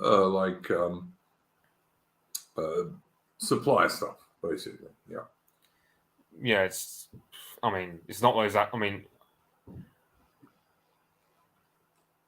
I don't. I mean, I'm losing my train of thought here, but like, I mean, often like we talk about how, you know, the West will stop funding Ukraine at some point, but I mean, I wonder how long will that actually happen? Because I mean, after this latest offensive, where 30% of armor lost in literally in the space of a month, Yep. I just don't see how the West can literally just go, okay, it's still worth supporting Ukraine. Because I mean, they're using targeted tactics. Mitch, we literally in the West, we do not have enough stuff to send them much more stuff. The entire British Army at a push, and let me tell you, this would be at a push, could produce one single armored brigade. And Ukraine is like, Ukraine had something like 12 that were built up last year, and altogether I think they had 17, and they have destroyed all but about 6 of them already in this failed offensive they've done against the Russians. And like I said, Britain at a push might be able to produce one armored brigade. And Ukraine has lost, you know, they've lost at least like 13, 14. Yeah, I mean, you have this like whole offensive where, because I mean, apparently they've only taken like 0.3% of the land they originally planned to, but they plan to just storm right through to Crimea and just generally take all the land that the Russians have taken thus far. I always thought it was so ridiculous. To get to the Crimea at all, the Ukrainians have got to go through like 6 lines of Russian defense. And they haven't even really managed to totally penetrate 1 line of Russian defense so far. Well, they're not even got to the first line of defense. People should wake up. But because the thing is, I mean, first of all, like, I don't know. Because the thing is, like, Ukraine, I forget who said this, but basically said, Ukraine does not have the operational know-how. Like, because the thing is, they've not got enough armor to punch through, but then they've been told to punch through anyway. Because apparently a lot of these brigades... almost all of these Ukrainian armored brigades in inverted commas, were like maybe 3 companies of infantry, mostly in coin vehicles that were leftovers from Afghanistan and Iraq, that were not designed for this kind of high-intensity warfare. And most of them only had somewhere between 10 and 25 tanks, which means they're really weakening tanks. And none of them had more than about a dozen very assorted pieces of artillery. There was no organic air defense, like against helicopters or aircraft. There was almost like these were really weak brigades in the first place. Yeah, it's. Well, I mean, there was like one brigade which history legends went on about, where all the officers were young. As predicted, that was like because all the officers in that particular brigade, they were all NATO trained. Because of course, they're all young. Is this the one where the senior sergeant resigned? Yeah. Yeah. All the officers are young, like all below the age of 30.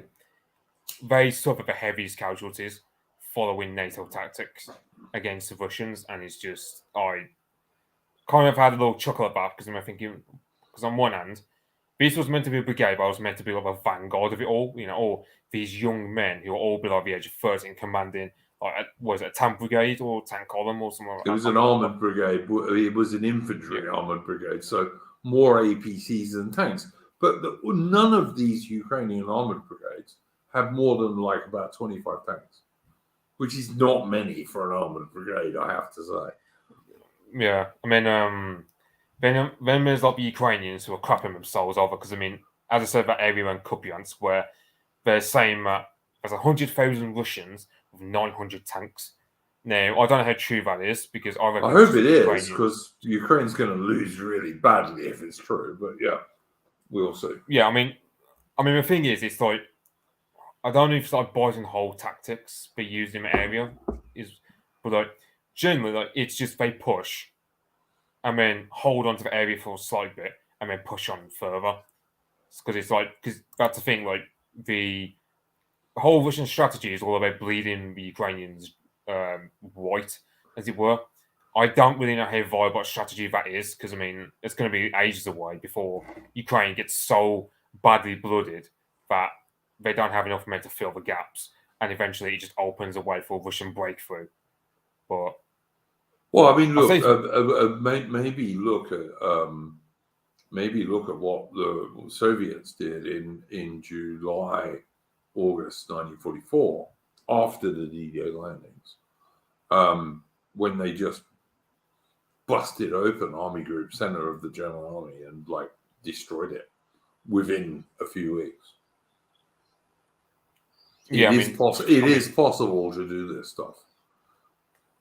But it's like, I mean, so for example, I mean, in the exception of Mariupol, you haven't really seen the Russians encircle like a load of Ukrainian troops.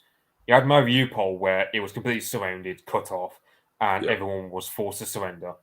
But after that, I can't think of a single scenario where Ukrainians have been surrounded and were completely obliterated. Look, Mitch. I just wonder if this northern offensive might be total bullshit, of course, but apparently there are a lot less mines up there, and maybe Russia could do that. I don't know. We'll see. I just see stuff that I do think is quite telling, in that quite a lot of Russian generals who have supposedly been recently sacked are amongst the best Russian generals. I'm not sure that the government would be doing that on purpose, if you see what I mean. But they might want people to think they are. So, we'll see. Well, and Russians do have this, what do they call it? Maristroika or something? Where they do this. Maskilov. Where they're deliberately deception lying warfare about stuff. Yeah. So maybe. Yeah, I mean, well, it's not just that. I mean, they're exploiting the Ukrainian sunk cost fallacy about it all because it's like the Ukrainians have attacked the same places day in, day out for the past month. Predictably, it's just resulted in heavy casualties. They're attacking Bakhmut now, or rather the areas around Bakhmut, especially on this village called Klishivka that I mentioned earlier. I mean, the Russians don't even have to really advance. They just have to sit and wait for the Ukrainians to just come because that's just what the Ukrainians just keep doing. Have this sense of a sunk cost fallacy where they feel because they've sacrificed so much for so little land, they must keep attacking for the sake of said land.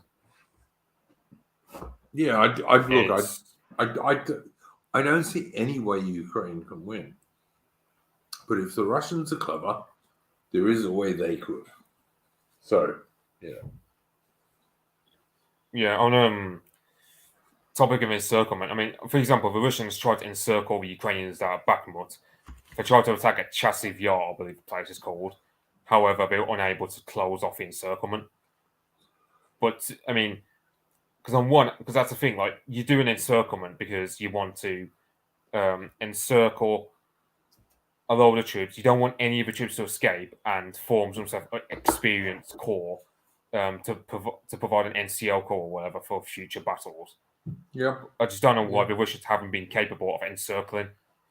I don't know, mate. But look, if you were an optimistic Russian dude, you might look at like one of the best Russian airborne divisional commanders has been removed supposedly. There's a couple of pretty good Russian armored division commanders have been removed, and you could possibly see a situation where, like, maybe the Russians had this idea of a vertical takeout of a bit of the Ukrainian line via the airborne, and these armored dudes, if they really do have 900 T-90M tanks, which are the best Russian tanks and are at least as good as anything Ukraine has got, if they do have this, maybe you could see these like airborne dudes landed behind the Ukrainian lines, and the Russian guys in the armored formations going to like relieve them, a bit like a much simpler market garden in World War II. This is possible, I guess. I'm not saying it'll happen, but it is possible. Like, because that's the thing, we haven't really seen massive Russian offensives or big hour offensives, and we haven't really seen a mass deployment of every single, like, of all the Molbiks that they had, what was it, September, October, when they declared their mobilization. Yep. We still haven't really seen a mass use of them. So all cards are still on the table, so to speak. Because, I mean, the troops in Zaporozhye Oblast, they're still holding, despite some of these competent officers getting removed. So it's not really wounded the Russian army that deeply in context of that sector, to be fair. I don't think Russia's casualties have been that heavy in the last eight weeks. I mean, compared for Western terms, yes, they have been, but you're talking about a pretty high intensity war with loads of artillery and shit. So yeah, of course they've been higher than like Western nations would have been used to in places like Iraq or Afghanistan. But I don't think they've been that high, to be honest. I mean, in context of its offensive, I mean, this is just a case of, well, the Russians will send small recon squads to map out where the Ukrainians are attacking, phone in artillery, and then generally that's how it works. They don't. I mean, they haven't really attacked even the main lines of defense. They're mainly stuck on the outpost layer, which is not as densely manned as the other lines will be. So, for all those Ukrainian casualties of like 30,000 men, I can't imagine it's like 5,000 Russians or whatever. My opinion is that if you're attacking, unless your enemy is really incompetent or you have an enormous technological advantage, you are going to take twice as many casualties attacking as the enemy will, or something around that figure, and I'm pretty sure Ukraine probably has, because there isn't any great technological difference between the Ukrainians and the Russians. And the Russians have more of everything that counts. They have almost total air superiority. They can use their anti-armor and anti-infantry helicopters, and Ukraine has hardly any of those left. There is just no advantage on the Ukrainian side, basically. And only twats would say otherwise. Or people who are deliberately lying, like General Milley or Milley or whatever his name is in America, who is just lying, basically.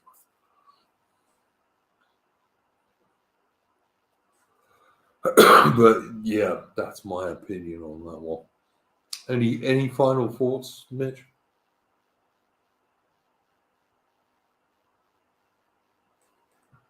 Oh, Mitch is muted.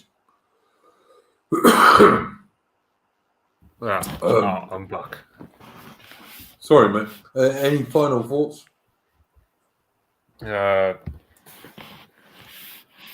can't think of anything else other than what I've already said, to be fair. I just, as I said, I don't see Ukraine winning. I mean, I don't want to sound like I'm trusting the plan too much, but I mean, perhaps all these competent commanders just all getting removed all at once. Perhaps there's some sort of big plan that neither you or I are privy to. Yep. So I suppose it's just wait and see. I mean, even if that's not the case, there is no evidence of any Ukrainian advantage that could possibly allow them to win. There is just none. They don't have more men. They don't have more tanks or other armored fighting vehicles. They almost totally have no air support, including helicopters as well as like firebombers. They just have no advantage whatsoever. So why the hell are they going to win? Faith, maybe, I don't know. I'm joking, by the way, because faith is nonsense. But they're not vastly better trained than the Russians.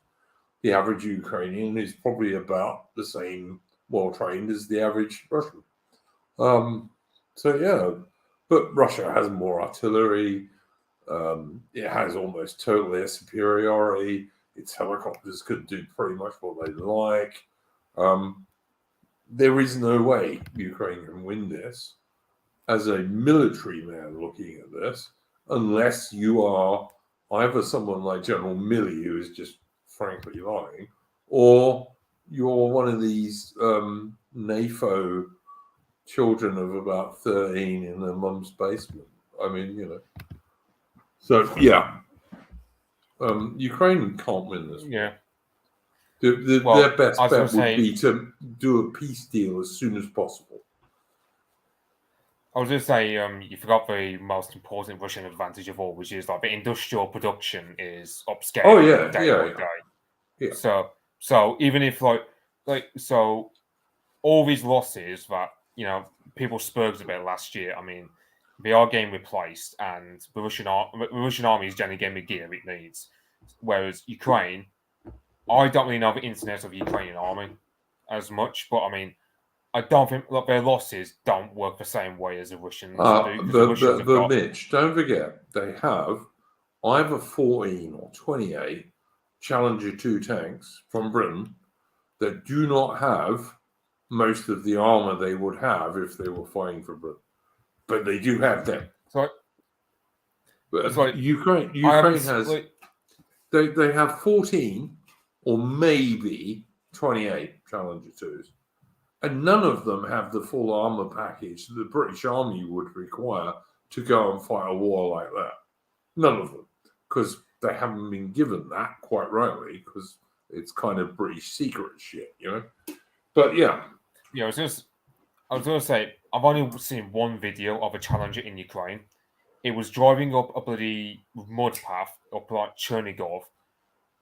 Apparently, the British government have told Ukraine, okay, you can have these Challenger tanks, but you can't use them in such a way that incurs them possibly being lost. Yeah, they don't want something like Bradley Square being called Challenger Square, do they? Yeah. It's like, they don't want those cemeteries on the Ukrainian steppe featuring the Challengers for a new episode. So it would also though be interesting to see British Challengers with that German cross on that all the Ukrainian tanks have. Yeah,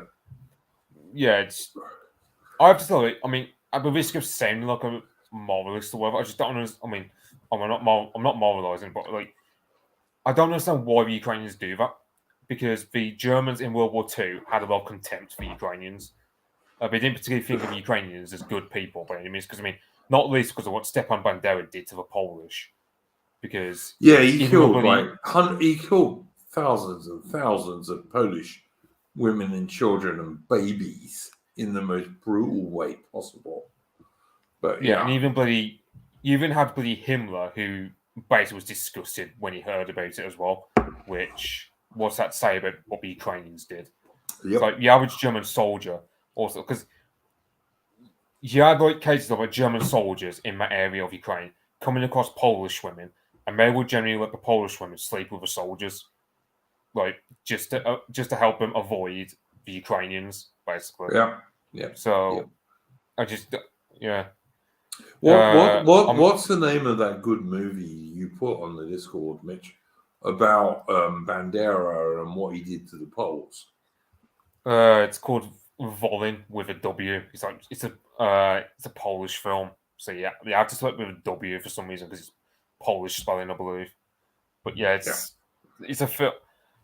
Yeah, it's pretty gruesome film though. It's all I would say is I hope you have a strong stomach if you're going to watch a film like Yeah, that. it's on YouTube. Vingor, we're not talking about the Germans. We're talking about Stefan Bandera. And the Germans even despised Stefan Bandera. But there we go. But yeah. All right, final subject for this evening before we close. Apparently there is an enormous barge being towed from Sweden to England to put up all of Indian banker Rishi Sunak's cross-border invaders. Do you see that one, Mitch? I heard about it, but I thought it was just complete psyop or something. I didn't trust what people were saying about it, to be honest. Like, I've seen a video of it. Mitch, in the chat, can you? Woolen, is that what that thing's called?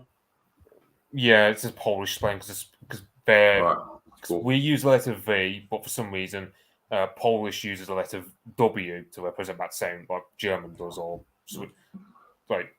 so. Yeah, Mitch is the lingo expert here. I speak really awful French, and really, really a small amount of really awful Zulu and Afrikaans, and that's my lot. So there we go. But yeah, they've towed this 500 room barge across, and it's going to be used for all these people arriving, all these invaders arriving every single day on British beaches under Rishi Sunak, because Rishi Sunak's an Indian banker and not British, not Anglo-Celtic, doesn't care. And apparently they're going to have their own doctor, which, like most people in the UK, will take them about 2 or 3 weeks to even get to see a GP these days. But these guys will have one on call every day. And like, why on earth is this happening? Why on earth are British people accepting this? Why on earth? And do you see anyone in the Labour Party, God forbid the Lib Dems, even more unlikely the Watermelon Greens, all of whom are a uni party with the so-called Conservatives?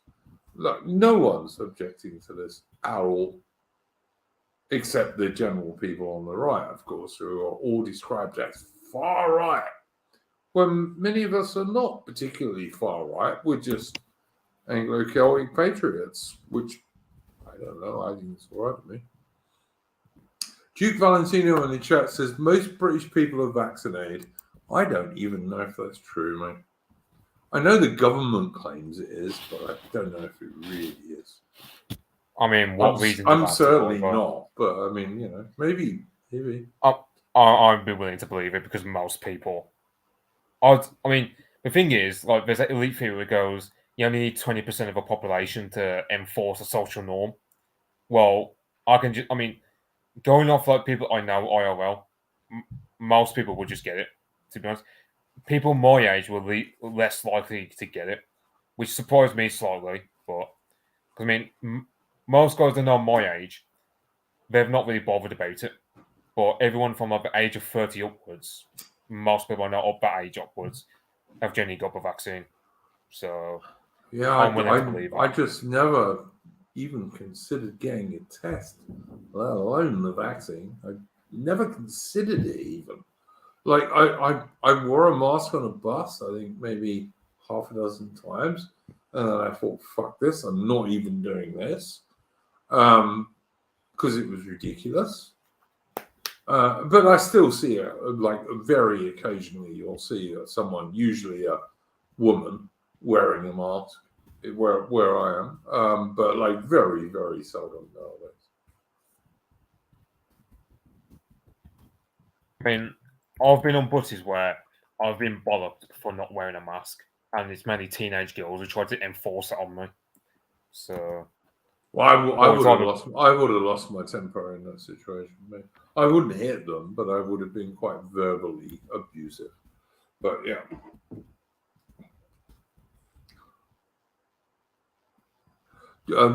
Duke Valentino says, "Do I believe the virus exists?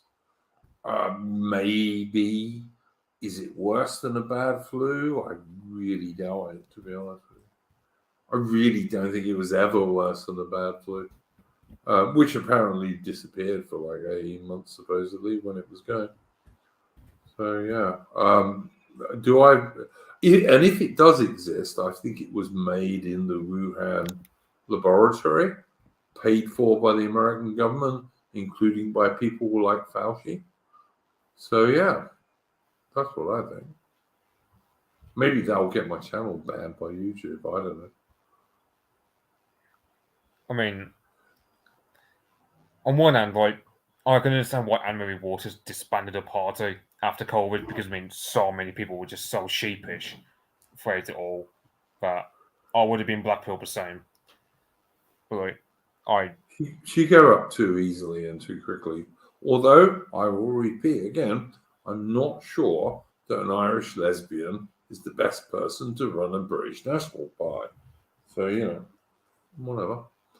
And I agreed with many things that Anne-Marie Ward said. Don't get me wrong, and she would have been infinitely better to run UKIP than that Bolton dude.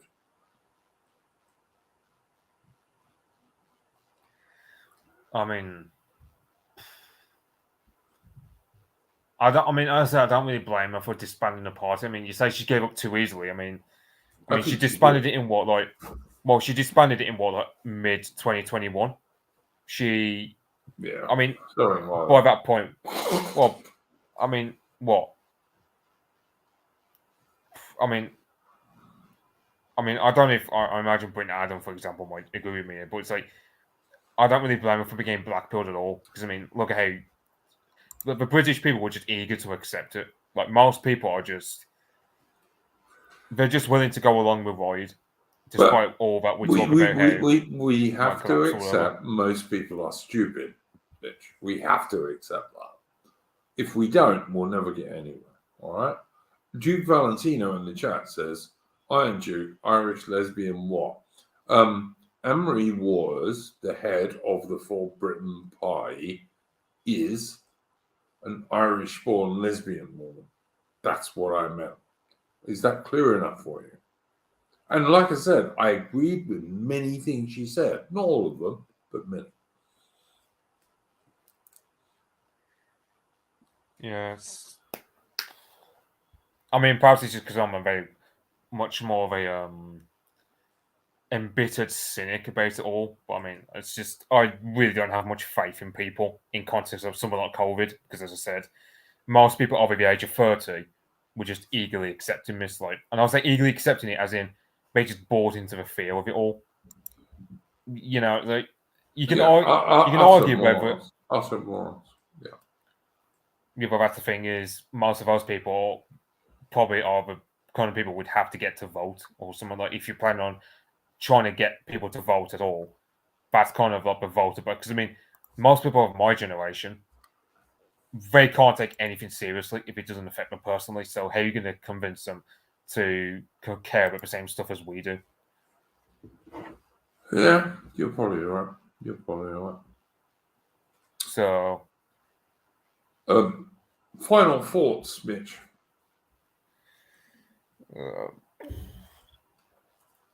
I mean, aside from, I suppose next week we'll because I mean, I'm planning on watching my Oppenheimer film. I'm gonna watch in a week. That. Yeah, I'm gonna watch. Yeah, so I suppose next week we'll talk about that film and just kind of do our sort of take on it. I suppose. Yeah, cool. Look, guys, like I said, I haven't paid big attention this week. My little dog died on Monday last week. I haven't paid a lot of attention to a lot of stuff this week. So I think we probably covered what we need to cover. Thank you very much, Mitch, for joining me. Is there anything you would like to show, like your Twitter or anything like that? I mean, to be fair, I've got a mind to just spurg on like because I mean, I don't know. I keep having a mind to do a stream, but then I just never get around to doing it for whatever reason. Well, if you But do, you that's can because certainly invite me, mate. yeah, I mean, I don't know how. I mean, I don't know if you read the Silmarillion, because I mean, I don't know. I mean, because I can. I mean, I did share that one meme about, oh well, yeah, this you get that sort of meme girl that asks the chat, okay, can you briefly explain the Silmarillion? And that's what I'm probably going to be like if I were to explain the Silmarillion to someone, just like just endless spurgery. So I don't know. But in terms of Oppenheimer film, I mean, I've listened to some of the soundtrack so far. Not really been disappointed because I mean that's kind of on my litmus test for film or TV series. So if I say, for example, how I got into Chernobyl from like 2019, I think it was, just because of soundtrack alone. So if I'm going to go off soundtrack wise, Oppenheimer seems pretty alright film, but what's this about Sutton?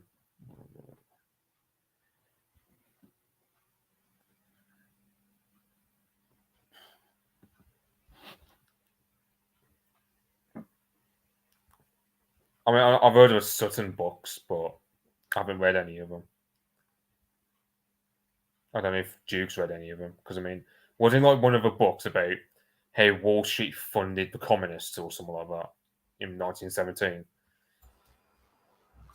Yeah, that. Yeah, all right. I think Tolkien's an interesting guy because, like, he fought on the Somme in 1916. He was born in South Africa. He fought on the Somme in 1916. So, and like most of his mates were killed in the First World War. And the only reason he survived is he got trench fever and was evacuated to England. But he had some idea of warfare from that point of view. And it's really his whole thing with the Lord of the Rings and all that stuff was that he thought that too much British myth and legend had been destroyed after the Norman invasion, and he wanted to try and replace that. I reckon that's probably fair to say, Mitch. Yeah. Yeah, I would say so because right, I was going to have a point, but I don't know if I want to spur them at this one point at the end of the stream. No, go for it, mate. If you've got something to say, say it. Okay, so thinking about Tolkien in terms of Lord of the Rings, it's a very deep like story. It's a very it's got a lot of positive messaging to it. That's why Lord of the Rings will always live on. Like, because I mean, Lord of the Rings is one of those books where even long after we're all dead, it's still going to live on, like perhaps forever, so long as the book still exists as a printable book and whatnot. Whereas you got Game of Thrones. Like Game of Thrones is like imagine like a materialistic form of Lord of the Rings that has no positive messaging to it whatsoever. Like it's all the world is bleak. There's no goodness to the world. Everyone just wants to screw each other over.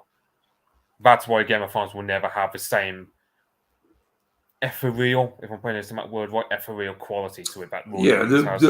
Martin wrote that book deliberately as an anti-Lord of the Rings because he didn't like the idea of heroic characters or heroines either, which, by the way, is what you call a heroic female. She's a heroine, not a hero. But he didn't like that, and that he said that's why he wrote it. But of course, strange to say, everyone's been waiting for is the next book for I don't know what 12 years now, something like that. Long time, isn't it? Yeah. I mean, this is the thing. Like, I used to be a massive Game of Thrones fanboy in like the mid 2010s, but then during lockdown, I just kind of like got back into Tolkien, and since then, I just been like spurg reading the books. So yeah, Tolkien is a much greater writer to my way of thinking because his heroes are like genuine heroes. He's not cynical. Which is not to say he's childlike. He's not, but he's not cynical. You know, his heroic men are heroic, and his good women are feminine, which is, you know, the way things should be. Yeah, it's kind of like you have a heroine, Eowyn. I mean, sure, yeah, she'll fight, and I don't know how realistic her fighting would be, but in the end, she marries down, has a family, just like any good woman should, really. So Yeah, even yeah, with the sort of, I mean, he didn't try to do the girl boss stuff like what Game of Thrones used to do with the likes of Arya Stark or that oh, what's her name now? That annoying little fat girl who's in yeah, The yeah, Last yeah, of Us these yeah. days. I know what you're talking Yeah, about. Yeah. yeah, that was just like feminism on steroids. That Yeah, was. but Oh you yeah, know, George R. Martin says he's a male feminist. So anyone who says they're a male feminist, that means they're a cuck. That's what George R. Martin is, a cuck. yeah. He Anyone also, who says they're a male feminist is a cuck. Simple. yeah, And there yeah. are no So exceptions to this. None at all. yeah, so you have Tolkien. He volunteered to join the First World War. Where you've got Absolutely. George R. Martin. He draft dodged the Vietnam War. He's never Yep. served in the army at all. Of course he did, because So I mean, you know, and we can see in his modern body how much good that did him when he's like, what is he, 19 and a half stone or something, and like probably yeah, kept alive pretty on fat. assorted drugs. Yeah, he's pretty fat. No, yeah, it's just. I mean, that's the main reason I don't like George R. R. Martin. It's just there's nothing positive to anything he writes. It's just all the world is bleak. There's Yeah. no goodness in the world. Everyone's just, it's like you take Game of There's no Thrones. good people at all. Everyone's evil. No, Not just like a lot of people are evil, which I would agree with, but everyone's evil, which is absolutely nonsense. And anyone who's lived a few years knows this is the case, because we've all met some good people. yeah, it's what. And then you have I mean, Morgoth has said in the past like the only value he sees in Game of Thrones is it provides some good debating material about what power is. But aside from that, there's no value to the Game of Thrones at all. Yep. Like it's just, I mean, you get a few good conversations about what power truly is. Is it like, oh, is it you knowing about someone's deepest, darkest secrets? Is it you having an army where you can just kill everyone who doesn't agree with you? Nah, it's aside from that, the Game of Thrones just doesn't offer anything good like Lord of the Rings does. Where Lord of the Rings, it's not as materialistic. It's got a lot of, I don't want to say childlike, I want to say wholesome, but yeah, there's that.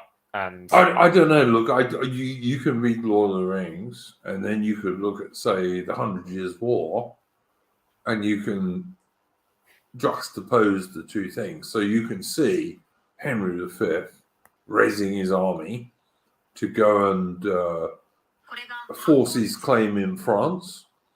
You know, his archers and his men at arms and his knights. And in Lord of the Rings, that same sort of thing happens. Yeah. yeah, it's like, I mean, I don't know what you made of that film, The King, with that Timothy Chalamet, I think. God, I hate that movie. Like I hate that film. The Battle of Agincourt in that movie was such shit. I mean, leaving aside the armor that was totally wrong, like they didn't get anything right about that battle. Nothing. I'm more focused on the fact that they just present Henry V as not being this sort of cynical, shy lad who just got no will to do anything. Like, oh, he has to be pushed into taking the throne, and he has to be pushed into declaring war. Whereas historically, he just thought he would have been a great man in the sense of Thomas Carlyle's understanding of the concept of great man. Like he would just done it because he could dare to. Like he had the means to do it. He had Look, courage and the he will was to a do it. very strict commander, as was the Duke of Wellington, by the way. But his soldiers liked him because he knew what he was doing, which when you're a soldier is a really good thing because you're not going to get killed for no reason. He had a really clear line of command. Everyone knew what they were supposed to do. The British Army at Agincourt, the English Army at Agincourt, had a huge advantage over the French in their morale.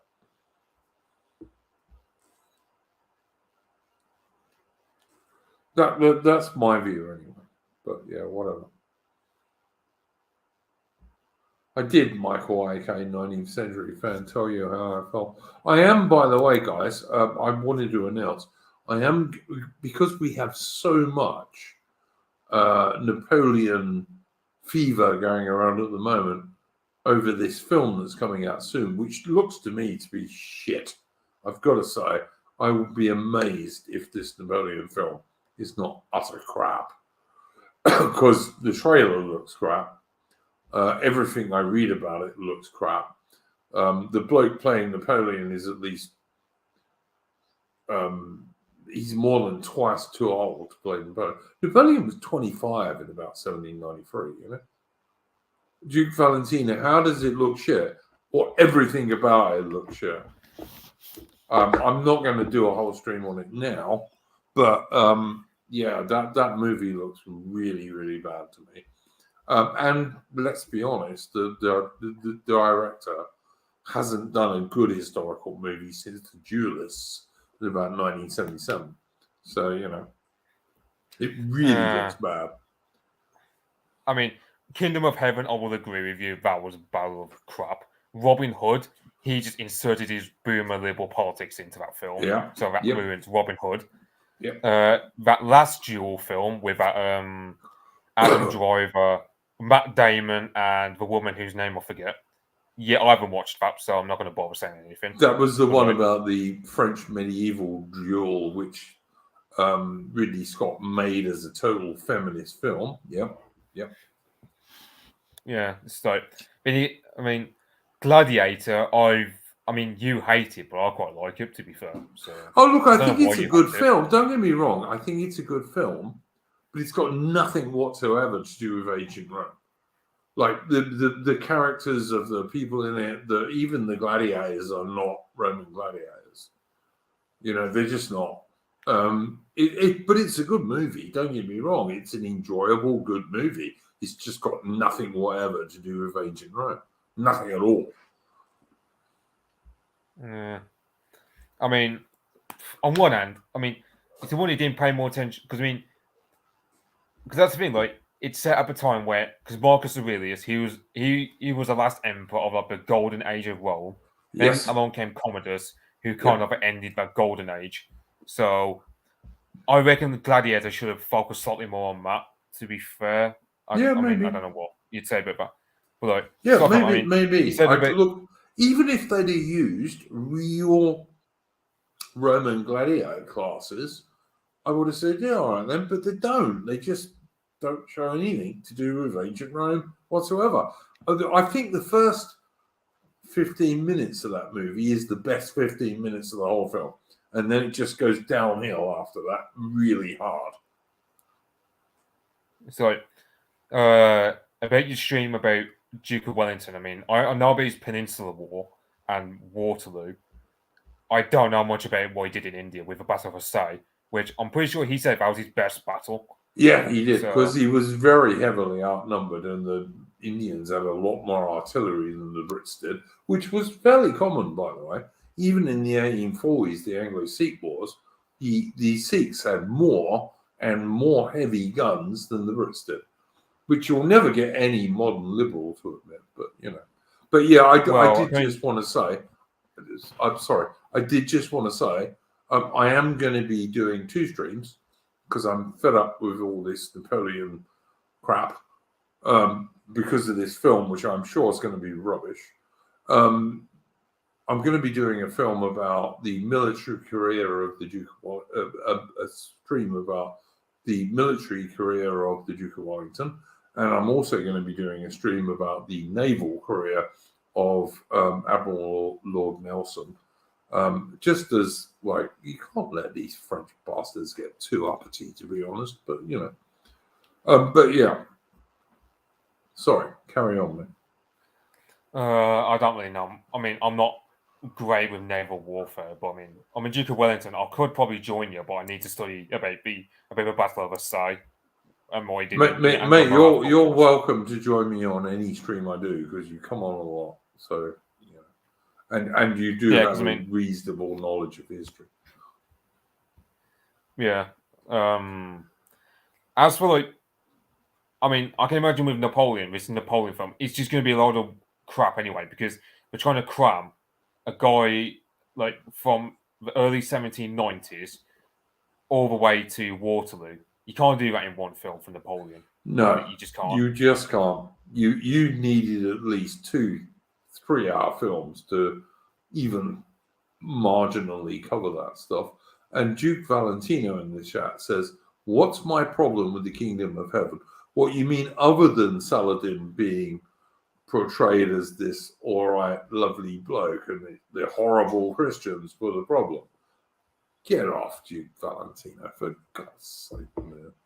Go and look at. Yeah, I mean, There's a really good YouTube channel called Real Crusades History. Go and watch that, Duke Valentino. I was just saying, problem with Kingdom of Heaven is the fact that it just tries to portray because there's this we try to portray this sense of there are these people who believed in some sort of pluralistic freedom of religion, and they go, no one believed in that at the time. He's just inserting his uber liberal politics into it, and it just ruins the film. That's the main problem I've got with it. Yep. So exactly the same. Yeah. You've got to look if you're going to look at Ridley Scott films. You've got to look beyond the violence bits, which he sometimes does okay. You got to look at the political messaging behind it, and The Last Duel, for example, his last film before this next Napoleon one, was a real medieval French court case about this French chick who got raped. But the way Ridley Scott tells it is a totally feminist tale, which it really wasn't, and there's no evidence to make it that. Yeah, I was gonna say, I know with Saladin, I mean, because it shows because he says he was generous and he let all the people of Jerusalem go if they so wished. The problem is he pretty much had them had them all pay money to him, and those who couldn't afford it had to stay behind. And I'm pretty sure I can't. They were they were all enslaved. The ones who couldn't pay money to Saladin were all enslaved, which of course they don't show in the movie at all. Yeah, my thing about the girl, my little girls, it was darker for them because there was a great fear among those who stayed behind that the Muslims would do unspoken things to the girls. So they which had of to course disguise... they did because they were all enslaved. Yeah, so they had to disguise the girls as boys to make sure they wouldn't get well, they raped tried. Or whatever. They tried, but it didn't work for the vast majority of the population of Jerusalem, which was a Christian town at that stage. Yeah, and it's I mean, I've already said it, so no point spurring. Yeah, look, but honestly, Ridley Scott's if you want to see a good Ridley Scott historical film, go and watch The Duelists from 1977, which is about 2 Napoleonic cavalry officers who keep having duels. And it's so accurate, they even get the French military hairstyles accurate and change them during the film. But that was from 1977, and I think it was his first big film. Since then, sorry, he hasn't done good movies. I mean, all right, he's probably made good movies, but historically, not at all. Not at all. I mean, Blade Runner's generally good, but that's not a historical film, so... yeah, I like Blade Runner, but not I don't like the remake. The 1740, what was it? 2017 with... Yeah. The remake was shit. Really boring and crap. The first one was a good movie. So. I liked the first one. I didn't like the second one at all.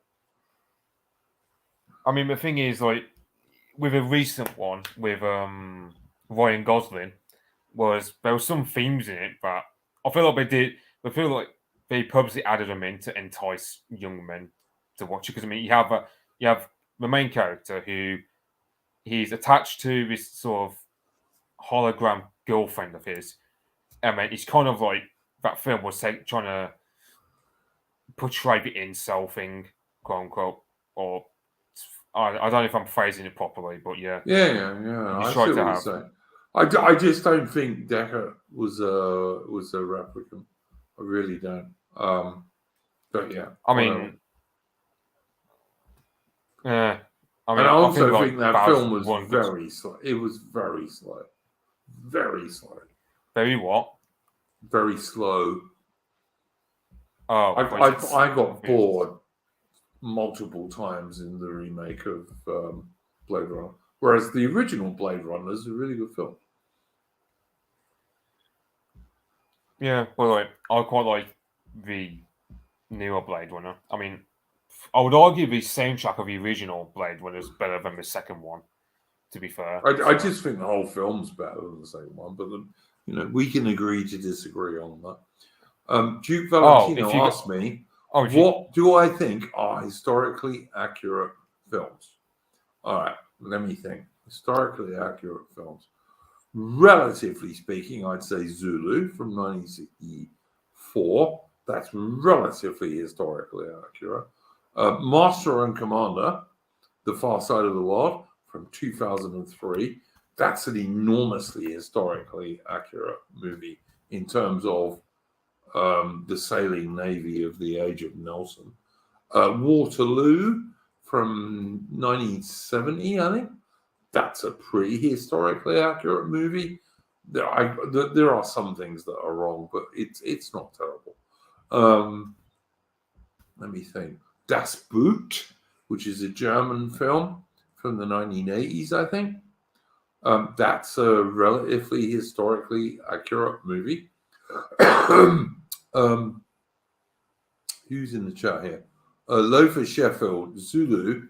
Henry Hook was not a malingerer. No, he wasn't. The reason he was in the hospital was because he had been detailed to make tea for the sick and wounded dudes in the hospital. He was in no sense a malingerer and was actually a very good soldier.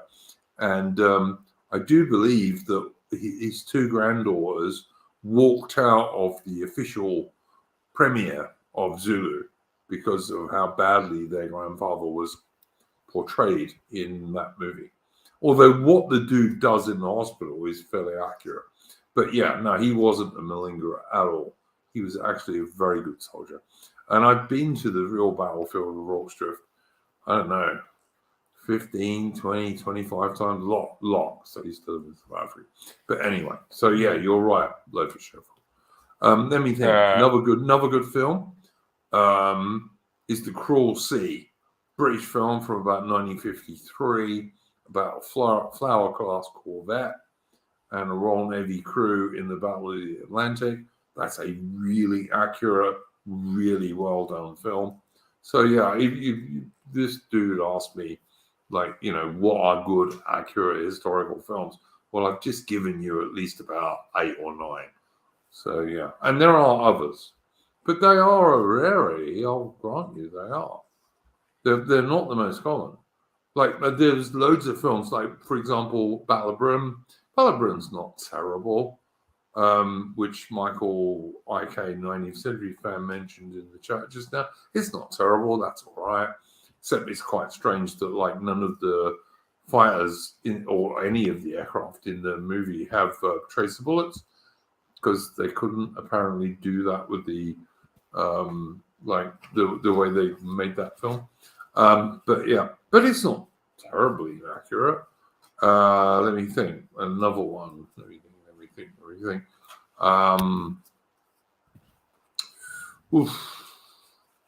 Hard.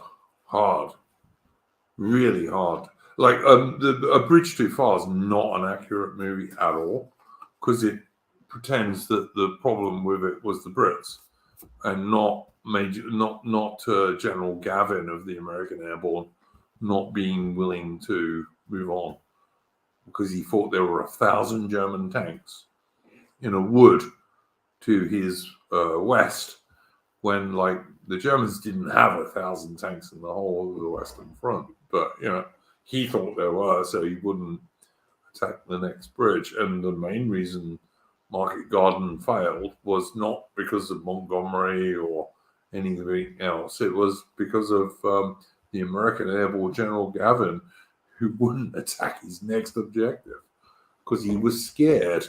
But whatever. Bridge over the River Kwai, I think, don't like that movie, to be honest. Never been a favorite of mine.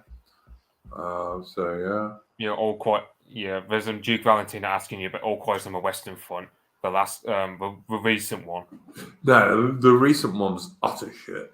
The 1970s one was actually much better. 70s or 80s? Yeah, my mate. 1979. Yeah, I prefer that one. So, because the new one, fiddle like it's really out of place. They put Paul in that film as joining in 1917 with all this optimism, which just seems out of place for 1917. Yeah, it's like ridiculous. 3 years into the war. Ridiculous. Yeah. It would be more in place to have it at 1914, which is where the original movie starts. It starts either in 14 or 15. When everyone was still singing, "Oh yeah, we're all going to break through," whatever. Yeah. So I mean that's just my main critique of it. Secondly, I don't know what you made of that, because half the scenes in that film were all about the armistice negotiation, which I don't know what you make of that. Well, all the German counterattacks at that stage were crap. They didn't do any of them, basically. But yeah. So you got that end, like that last counteroffensive. They did it like 15 minutes before the armistice kicks in. I really don't think the Germans would have signed up to such an attack. Well, the blokes just would have said, "Fuck you, I'm not going." Yeah.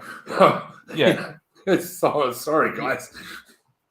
What were they going to do? Shoot them all? Yeah, there was like 2 guys who protested and they got them shot, which I think, but all the rest just quietly just did the job. Yeah, it was and bullshit. They go, that's just unrealistic. Yeah. Bullshit. So, Ashton Duke asked in the chat about Dunkirk. The Nolan movie is crap. It's really bad. If you want to see a good version of Dunkirk, watch the British one from, I don't know, something like about 1959 with Sir John Mills in it. That's actually quite good. But the Nolan one is utter shit. It's really crap. Vingle, if you're talking about the Nolan movie, the recent one, the recent Dunkirk, really crap. But if you want to see a good one, the Brits made quite a good one in the late 1950s, which was good. Adam, the Dambusters is good. I really like Nigger, the dog, Guy Gibson's dog. He's really cool. I was just going to say, with Dunkirk, the Nolan film, I will stick up when it comes to the soundtrack. I did think the soundtrack kind of sold you the dread. Yeah, but there's almost no naval ships in it. There's almost no big crowds of soldiers on the beaches. It's just rubbish. I think that film's really poor. I really think it's not good at all. Yeah, I can like some aspects of it, but perhaps it's you explain it best, but just now. But I always felt there was something off about that film. I just couldn't put my finger on it. So there's not enough people in it, for one thing, and there are no Navy ships when there were scores of British destroyers, and it was the British destroyers who took off most of the troops, not the little ships. The little ships, what they were doing was taking guys off the beaches and transferring them onto the Royal Navy destroyers. Yeah, Adam brings up Fury, which I hated that film because the ending of it. That's a good movie, as Adam says, until the ending, when an entire battalion of SS forgets they have any anti-tank weapons for like 20 minutes.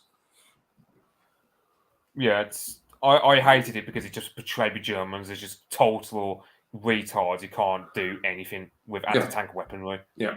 This one tank is supposed to be taking on a whole battalion of German SS infantry who forget they don't have Panzerschrecks, They don't have Panzerfausts. They don't have anything. So they're all just going to get killed by this one tank. It's absolutely ridiculous. The last 25 minutes of that movie ruins it. The rest of it ain't so bad, but the final 25 minutes is just so stupid. Yeah, it's. I mean, usually I hate sex scenes in films, but Fuse is one exception I'll make because at least with that one scene between Norman and that Emma, I think her name was, at least he did accentuate the story somewhat. Yeah. You know, he turned Norman into like a complete, I won't say bloodthirsty maniac, but he did generally turn into the kind of man the war needed of him. So Adam's saying Red Tails is a decent film. I didn't watch that because that's about black American fire pilots, I believe, and I have no interest in such things. So yeah, I haven't seen it. Will not see it either. Saving Private Ryan was mostly crap, in my opinion. The first 20 minutes is really good. The rest of it is typical American war movie.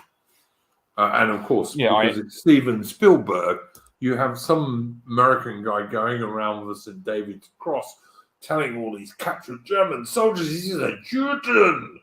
It's like, yeah, all right, fair enough. Yeah, my main critique of that film is just, I mean, for example, you have Upham. He kills off a German soldier at the end when that German soldier had actually surrendered. So that film celebrates a war crime, which is why I hate it so much. No great surprise, I mean, I can yeah, it's just, it's like fair. Upham kills him because, oh well, this guy killed a friend of his, and they go, okay, but the guy surrendered, and that friend of yours was killed as part of a war. It wasn't killed as like in a sadistic way or anything. Totally. So you're meant to just celebrate a war crime. I mean, blah. Adam brings up a very good film, Danger Close. Danger Close, The Battle of Long Tan, which is about Australia's biggest battle in the Vietnam War. That's a really, really good film. I think it's from 2019, which makes it even more unusual.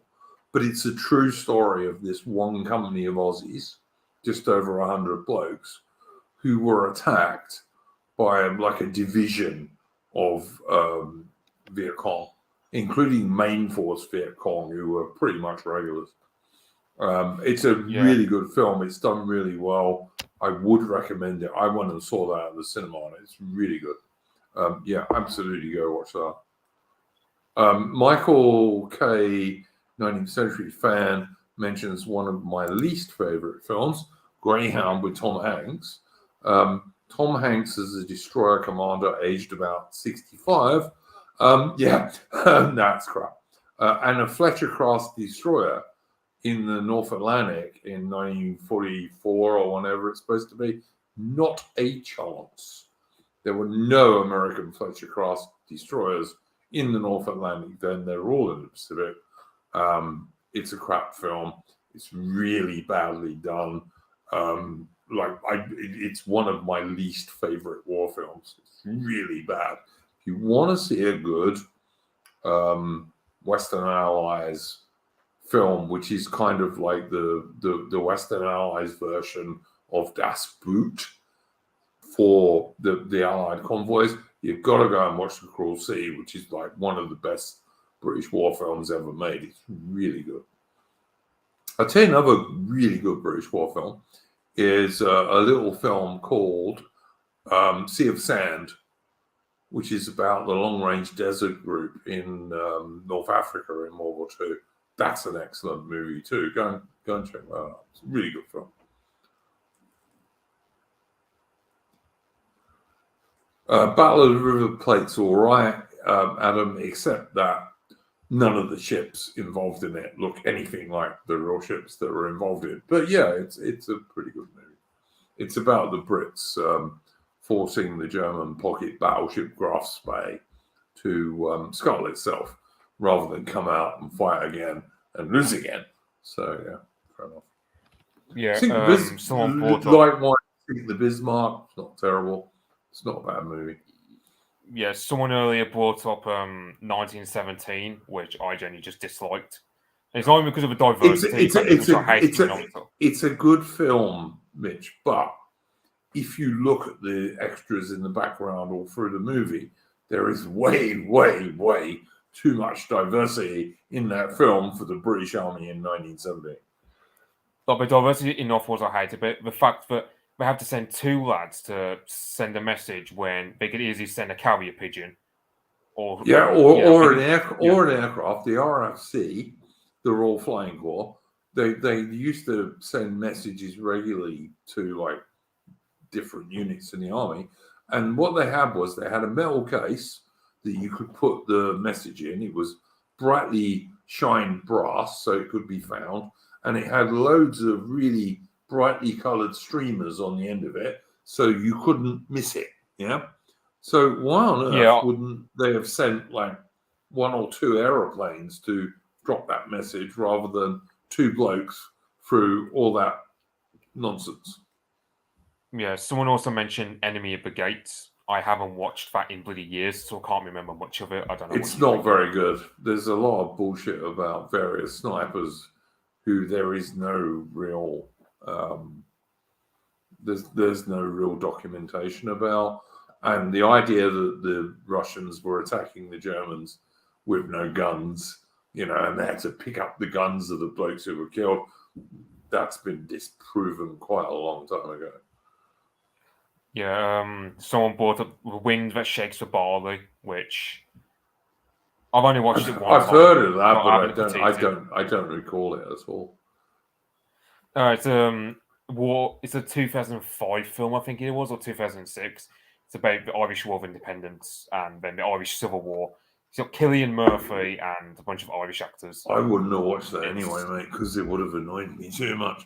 Having done 2 tours in Northern Ireland with the British Army, sorry, mate, I ain't going to watch films like that. But yeah. Yeah, I'd end up smashing my computer or TV. But yeah. Yeah, I mean, there's only one scene I remember, and it's like basically the black and tans end up at a woman's house, and they'll basically get like a pair of shears or something and just basically make his scalp bleed or something. I don't know how accurate that would be. Probably not, to be honest.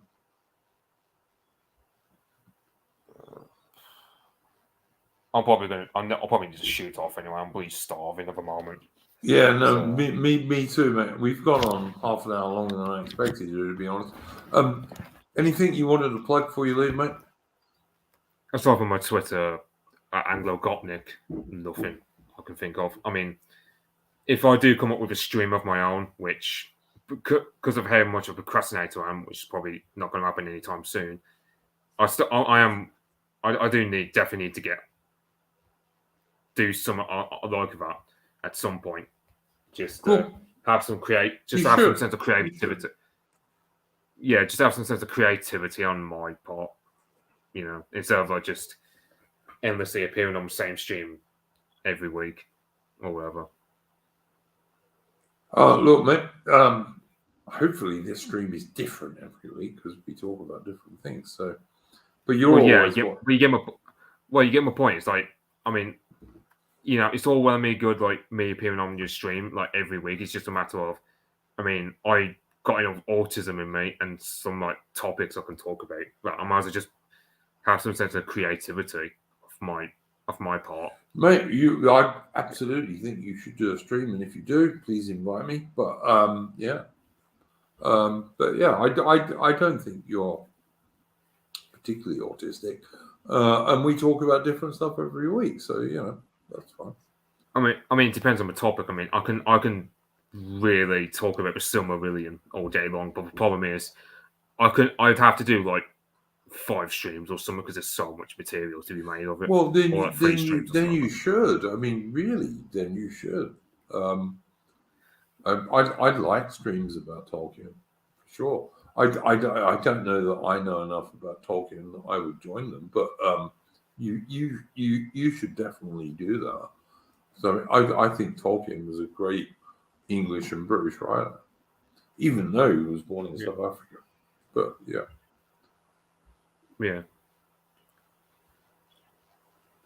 But yeah, absolutely. All right, guys. We'll see you next week for Splendid Isolation 133. And look out for a special stream on the military career of the Duke of Wellington and the naval career of Admiral Nelson, which I will be doing sooner or later, either on my own or with somebody. I think Rupert said he might join for one of them anyway. So we'll see what goes on there. Incidentally, check out Rupert August. He is suggesting he's going to become more more active on his channel again. So that'll be good. And don't get too black pill, guys. We haven't quite lost yet. I know it's not looking good, but we're still going. So, also, please like the stream and do subscribe if you have not already. I guess I should check that we don't have any super chats. No, we don't. Entropy doesn't have any. So there we go. All right, guys, go well. Check it out next time. Thank you very much to Mitch for joining me as my guest. And I'm going to play us out with a tune.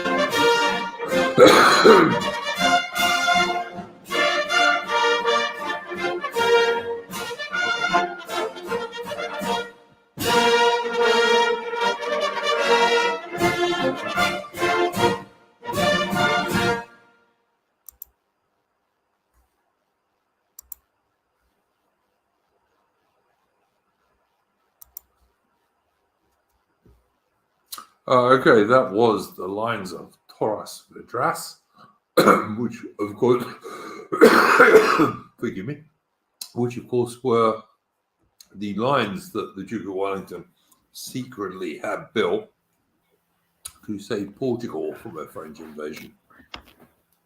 And there were loads of little forts, hills that were scarped, defensive positions, cannon, and the French knew nothing about this. And in 1810, Marshal Massena tried to invade Portugal and came up against this barrier, which was actually 3 lines deep, a bit like the Russian defenses in Ukraine at the moment in some respects.